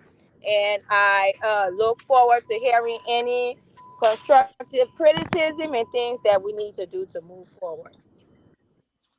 Thank you so much, Bernie Alfat. So that's a tough talking, Bernie Alfat. Bernie Alfat, don't forget this is your place. Whenever you need us, whatever you need us to disseminate, whenever you have a topic, interesting topic, like I stated, since Pasia already, she's going to decide if she can have a topic to discuss relationship wise, love affairs. That would be a good topic for our community to also partake in. So, Mr. Savannah Spillick, can we get your part in? Hello. Come on, me gets out of the professor, so she will be the Are you last. hearing me? Yeah, we are hearing you. I understand that I may be the sweetest part of everybody attacks some way, somehow. Let me take that word back. Not everybody attack, but everybody who feel opposed to the actuality. Because like it was stated, if people wanting to serve, they have come to self-actualization, that they can balance their time, balance that they are giving, and deliver to the community without misgiving. So if you come to this table and say, "Oh, I want to serve on this discussion," but you want to exhibit some corruptible behavior, people will have to put you in check. And I know there's too much of hard feelings in this community as at now, but we all need to take a deep breath. We all need to check ourselves, and we all need to know what really we want for this community. Because I have been living here for little over 15 years now. And what I'm coming to, what is unfolding now is completely different from the past. So those of us who have been living here for over 10 years and cannot come to reckon with those of the people who have come and joined the advocacy, Mhm. it's about time that you do your own little bit of inventory and stop attacking other people and make meaning of the happening. Because this is not a time that we try to school people, re-school people, or over-school people. And I want to throw a happy birthday to my former president for Nebraska, Sis Isabella Nengba, who has served as a secretary and were able to deliver Nebraska nationally in America to have the, the president for this community, who happened to be Tony Kenneth, based off our report and our expose. So nothing easy come from this community. The community had been elected, but people haven't been using those electedness with effectiveness. But now it has come to that time where the root is awakening. So I don't have no, like I always say on your show, I don't have nothing personal against Tony Gavler. But if Tony Gavler wants to argue the issues with me, I'm waiting and ready. And he can pick his own panelists Mhm. to debate the issues. For me, I've been an intellectual being. I don't know from whence, but I mean, I'm ingrained to it, and it's entrenched within me. So Tony Gavler, I have nothing personal against you. Philip don't give me much time than any other host, I mean, any other panelist on his show. I think most time they look up to me to say things that is meaningful and my contribution to this community is not something that is numerical. That's not something that you can even count. So stop coming at me in the chat room in every shape or giving form, but maybe in closed door with best of friends. No. This will be my final warning to you. This is finality. I'm a Leo. I'm a lion. I don't take these things easily. So stop coming at me. I kept brushing you off, but please, maybe I'm not your equal. So go and pick on your equal. But coming to this community, I see a lot of good things that will happen to move us all forward. So let us all be passionate about it. Though Packer leadership will have a mishap from their beginning, but let us all hope for the better. I guess they all listening, they all taking heed, and they will follow suit. If any other person who wants to be recalcitrant, if any other person who wants to be in their old order and not wanting to embrace the new order of the day, we say hats off to you and will not drag ourselves into that mud. So I thank you, Philip, and I'll be exiting the show as I have to drive home to my beautiful wife and for us to discuss other pertinent issues. So I thank you very much. Sis Vasio, I see you. Thank you so much, Mr. Sylvanus Philip. So, Mr. Jeremiah Chia, just hit me up and let me know when you people love to come and talk about the IRC. All right, Bernie, if you're done, you can leave if you already done. It's not a problem. So let's hear from the professor. The professor just going to do a parting because we've been here for 3 hours now. So trust me, they put Oh my dedicated the time to the community for like 3 hours. Go ahead, professor.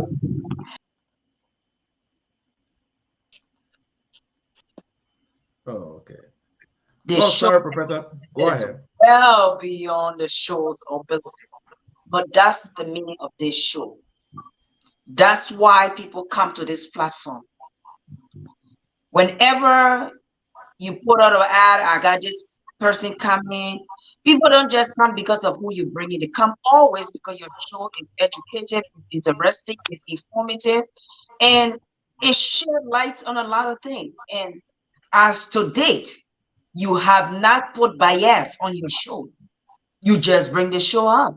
You know, people think that you got your favorite panelist, but even your favorite panelist will get mad at you. With like, okay, so why you changing the show? Why you doing special host this time around? But that's your show. We come on the show when you allow us, to shed light on things that are concerning, things that we have idea about. And I want to say thank you to all the callers today for participating, calling in, sharing your views, sharing your light. Everybody is entitled to their opinion. We can only say things and try to speak what is factual. So tomorrow, when the records show, we can give an account and not be embarrassed of our own behaviors. So a lot of things were discussed on the show today. Hopefully, those who have ears to hear will hear.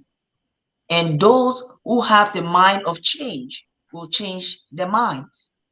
And to the community, please, the youth is working very hard. Work along with them. Bring your kids into the fold. You're 13 to 18 years old, get them involved in the community. Tomorrow they will stand proudly and say, I know this about my heritage, about my culture. It's all because this committee of youth this time around really want to put things out there so that the youth can benefit from it. So please encourage your young adults to come out and mingle and learn about their community and do things that will be positive. This is not about any one group. This is for all of us. Some people are still stuck in the campaign mood. I don't know what we're going to do to get them out of that, but we're not in that mood anymore. For everything under the earth, there's a time, a season, and a place. We have passed that level. We are on a whole different level right now. Parker is a grower boy. You know we don't play with bad grower people. So that when the whole thing not change around again. But notwithstanding, we will not see him going astray or let him do the things that are wrong. We're all calling him to attention. Because tomorrow his success is all of us success. You cannot say I'm educated and you in a community that your education don't show. That means you're not that educated. But that's what people don't understand. You can't sit on the sideline and fold your hands. Whatever we need to do, we can help in our own weak way because at the end of the day, it's LAI, All Librarians Association in Indiana. We all benefit one way or the other, whether we like it or not. It's not about one particular group of people. Even though Parker is the head and he may have his own leadership style, which sometimes can interfere with the working team, but we can help set him straight. He got other people that will work along with him. Everybody must stand up tall and do what the city wanted to do. Act in your role. Show your responsibility and accountability towards him so that the leadership tomorrow is seen as one full, not several different bodies in one. So that's for that matter. And on everything else that is going on with the inaugural committee and their budget and the report, we're still waiting and we're not going to stop until we get what we need to get. And we know at the end of the day, if they bring the report and it's not satisfactory, we'll take it to the next level. We'll keep escalating it until we get what is desirable or what needs to be given to us. So that is the topic for the rest of our lives if it's not clearer. And we'll continue to work, we'll continue to support. And Philip, as long as we have the show, we're always willing to be panelists on the show. We're always willing to shed lights on our view. Somebody called me the other day wanting to inquire things about the university. We're here to do that too. Because at the end of the day, if everybody in this community got some kind of degree, do you know what this community is going to be like? A whole different level, you know? And that's all we're hoping for us to help each other grow. Because when everybody has grown in a level that we want to be, you can run to anybody and say, please help me, please do this, please do that, because now we got everybody equipped. But when we are not there yet, people are still trying to segregate amongst the group who they want to work with, who they do not want to work with. It doesn't work like that. You know, I say go to your phone. Somebody who is not on the same team with you, that person will tell you the truth in a heartbeat. And you get better workings from there than the people who say they love you, because they're going to act like they love you. They're not going to tell you what you need to know. So I'll say to the president, go for the opposite. Hear from the people who you think are opposing you, find out what it is. And that way, you know exactly what you want to do, because they will tell you it like it is. They're not going to sugarcoat it, because they feel that, okay, he needs to know. And I would take a need to know any day over, oh, you're doing just fine. You know, it doesn't build anything. It have never shed light on nothing. It have never promoted nothing. And we always know the leadership is an art of motivating people to do a particular job. That's why it's important that the vision of the president and his team is clear and is written. So now we have goals to follow. We got things to work towards. That's what leadership is all about. Anybody can do what they want to do, but we want to be guided. We want to work in one direction so we have an outcome at the end of the day. And that's what we're looking to the president for. And everything, that's why we go to him, or the president, because we know at the top of the food chain, he's supposed to be there. And then everybody else is gathered around him to promote the work that he wants to do. So he will have to bring that vision. You have to collect it from wherever he needs to collect it from his people, so that tomorrow when he presents it, we know that our president said, and now we all have to jump on the goals and work towards it. So tomorrow it will say, under Parker's leadership, we accomplished this, we accomplished that. Okay, yes, so nothing personal towards him. Is all for the betterment of the community, and he's the head of the community right now. So thank you so much. My son's birthday is also in this month. He's March 2nd, and I want to say a happy birthday to him. And Isabella, happy birthday tomorrow. And we're gonna be March partying until March is over. Come on, on the 8th. So we just got birthdays in March. So I Wow. hope Happy birthday to my nephew Amos. Happy birthday. I So, know. Professor, you and Sis Priscilla, thank God both of you here. You need to plan some kind of show. Some kind of show. Two of you. You gotta get some kind of show What there. kind of Yeah. room am I open up to the end? Yeah. Two of you gotta get some kind of day and name your show, some kind of name, and let's talk about maybe education or relationship or any topic you select for the day. You Are you just sure you keep want the two of us together? It's gonna be crazy. Yeah, that would be good though to me. If you have your show, your show, you specifically be talking about your own topic and your own thing. You can invite your own panelists. You can invite people from any part of the world. You can invite somebody dean from other universities and just sit there. And then when people sit, I must have been sitting there, be watching you too. You'll be making my comment in the comment section. But I thought two of you will be controlling your own show. I'll not be on here. That's a very good idea. I like that. All I need to do is I'll just go and sign up on the website and make you people co-panelists. Anytime you go into the studio, I don't need to be part of it. You can sit up for anywhere and go into the studio and invite whoever person to your show, and you'll have your conversation going on. I know. Because we paying for the software, we're only using it 2 days. I think that's a disservice to the community. Okay. Yeah, Well, ask the community what they want to talk about. What do they want to hear? What do they want to know about?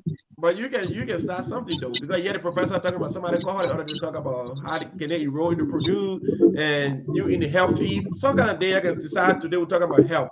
Today we're talking about love affairs. Today we're talking about hygiene. Today we're talking about anything. It just maybe if two of you have some kind of days that you're less busy, maybe on a Wednesday, because on Tuesday and Thursday, or you can pick Saturday, or you can pick Wednesday, or I can say hot topic on Sunday night, 10 o'clock. Whatever day that works for you people. Trust me, we'll be up to follow the show because we want to hear the G's now. I know. We don't have to make it correctly. So yes, thank you for giving us that opportunity, and we will take advantage of it. Yes, because I even talked to the head of the pastoral bowl, Pastor Winnie, not Pastor Winnie, but Pastor Willie. And I told you, slow days, call, talk to the pastor. Because some up here or some people in the community, they have a mixed biblical belief. They would love to sit down and talk to a clergyman, ask some questions about the Bible, and you can just address the question. Because some people have read the Bible and read John 3:16, they don't know what it means.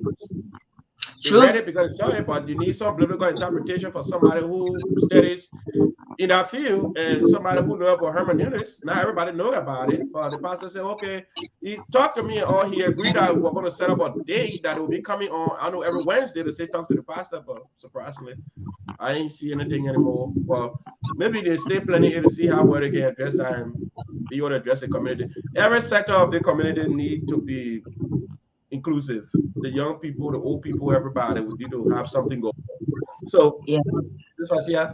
It's up to you. Professor Pele, it's up to you. Your fans are gonna show. You can show can take 10 people. You can find 10 females just sit down right here. You're talking about women issue. Yeah. The other day when the professor was talking about someone I need the professor call. I know that need all the only thing I know they can say we're gonna pass here. And our professor hearing that one, the professor we're going through, and she called a name. I said, what other one that she got to break it down? She said, code test. I said, oh.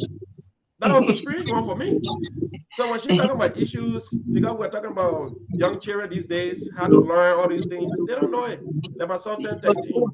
Today, now that I was paying him, he would not watch this show. But he called me and said, Daddy, I said, yeah. He said, how do I shape? I said, why? He said, I get in here. I said, well, we got to talk it properly. And I said, put it for a video and let's have a tutorial here. Yeah. So I know some of our young children, sometimes somebody watching the show, they're 13, 14 years old, they're having their first time ever menstrual period, and they have nobody to help them. Some of them in school, seeing a boy just keep in the inbox, telling them how beautiful they are, and making it a feel that they are all they can ever go to bed and dream of. And some of the advices to young children coming up, how want to get involved with anything, they damage your future so early. So we just need it for you put the bones of this place here. So look up to y'all to have something going on. And you know, that show can be the first lady saying now you're here, the former vice president sitting with y'all, Sis Olumo, you know, all grooms on that. So we'll be sitting watching. So that when any minute one can join your show, tell say no man on the show, make it with on Tuesday and Thursday. We will accept it. Yeah, we will accept it. Yeah. So Thank you so much for being here today, Sis Pasia and the professor. So, Pasia, if you have anything to say again, then you can go ahead. Professor, if you have anything to say that's again, a great you can idea. go ahead. Can you hear me? Yeah, I hear you. Can you hear me? Yeah, we are. You can hear me? Yes, we are hearing you. Okay. No, I said that's a great idea. You know, we will bounce things, ideas together, and come up with something. But also ask the community, what do they want to hear? You know, what do they want to hear about? What do they want? You know, let them give their input, and we will be willing. We'll be glad to do this. The accent, we're gonna do the accent in our time. Yeah. Okay. Trust me, immediately when you introduce your show, you'll find a name for your show. So everybody be waiting for that Wednesday or that Saturday because they know this Susan show come on Saturday, Susan so time. Your flyer Yeah, be no, starting not to Saturday. all I work around. every weekend, so that's not a good time for me. Yeah, but you can decide. You got Monday, Weekday, yeah. you got Wednesday, you got Saturday, you got Sunday. So I don't broadcast on any of the days. So any day you do Monday, Wednesday, yeah. Monday, We Wednesday, got Friday. Friday. Yes, Friday. Yeah. So Yeah. that's a good one. Friday's a good day. So what are you thinking about it? I can decide your name of the show. When you get the name of the show, I can design your logo and everything. So anytime you come on the show, you see your logo is there telling you this show will be coming on this time. Then you see I'll do a little short promo. My dollar, where are you going again? Let me just test it. My dollar, where are you going again? Hey, the puppy. All right. Thank you, Dennis. All right. Night night. All right. All Good right. night. Thank you so much. Thank you so much for seeing us. So I look forward to you guys when you decide on it. Then we can work on it. And at least let the community expect so they can get open to can talk politics. Looking how can talk politics. You want to show you talk education and talk about things that matter most to people than just politics, every time politics. So thank you so much, man. The show is gonna be nice when we started because it's gonna be called Thank God It's Fabulous. TGIF. There you go. There you go. That's good. That's a good one. That's a good one. I said like you even like that name. Yep, that's how it's gonna go down. So Friday will be good for that show, Dominion though. Yeah. All right. So yeah, let me know whenever you're ready. Let me do some adjustment and send you people the login and everything. So you can be able to come in anytime you want to come in. You can sit under your house. You ain't gotta use background, nothing. Your background can be clear. You just invite everybody on your show. For me, I just want to customize it. That's why I have to come home and do green screen. Okay. Yeah. Yeah. All right. Thanks, guys. We look forward to seeing you again. Thank God it's fabulous. Don't be surprised to see Thank God it's fabulous. We'll be coming up shortly in our chat room tonight. Yeah. Thank you so much. Thank you so much, guys. Good night. All right. Good night. All right. So we are on the Logan's Hour. We are about to get out of here now. We've been here for a heck of a long time. All of you know, we've been here since 6 o'clock today, and it's like 10:09. We've been here for like 4 hours. Trust me, sitting on our butt and just talking about issues that matter to the community. So thank you so much, Mr. Isaac Gopher, and thank you so much, Mr. Jeremiah Chie. Thanks to my sister Chije Love Peace for donating some stars to this program. Thanks to my beautiful wife, Summer Princess Leeway Hammond Logan, for following the show as well. Mr. Peter Howard, thank you for following the show. Bernie Alpha, thanks for appearing. Mr. Prince Bono Albert Mobile, thanks for also being here. Mr. Mobile, you don't need invitation to come on the show. All you need to do sometimes when you have something you want to talk about, just tell me and say, hey, guy, I want to talk about this issue. You can let me know, put your flyer up. Or when we're on a show and the topic interests you, you can just say, hey, I would love to participate. We send you the link. Jeremiah know it. That's how most time he get involved with the show. But now he's saying he have specific issue that he love for his committee and himself to appear to talk about. So yes, we're going to do that. We're going to get a date from Mr. Jeremiah Chia when he want to come and who are going to be coming. If they would love to have a flyer up, we're going to do the flyer as well. They're going to appear and talk about the issues. And thanks to all of you who joined us here tonight. Mr. Anthony Gifler, Sis Isabella, Alvin Logan, John Sanson, Mr. Jan Volule, and Wemon Boya, Tutu Makati, Looking Hours Princess, Didier, my dear brother and friend, Mrs. Savannah Spilly, my own baby Celine Valentino, and all of you who join us here today. Want to say thank you so much. My Annie Gibson, don't forget tomorrow, Sis Isabella birthday. And for some of you who don't know, tomorrow is Isabella's birthday. Call her and tell her happy birthday. And just in case, if you don't know, we'll have our Labaron brother Mario. The movie premiere will be coming up. That's going to be on Saturday, April 8th. Get ready, purchase a ticket. Purchase a ticket. The ticket link is there. And to all of you who join us, we want to say thank you. Thanks for joining Logan's Hour. We love you. We care about you. And we say peace, shalom. May God do us everything we want. And don't forget to like.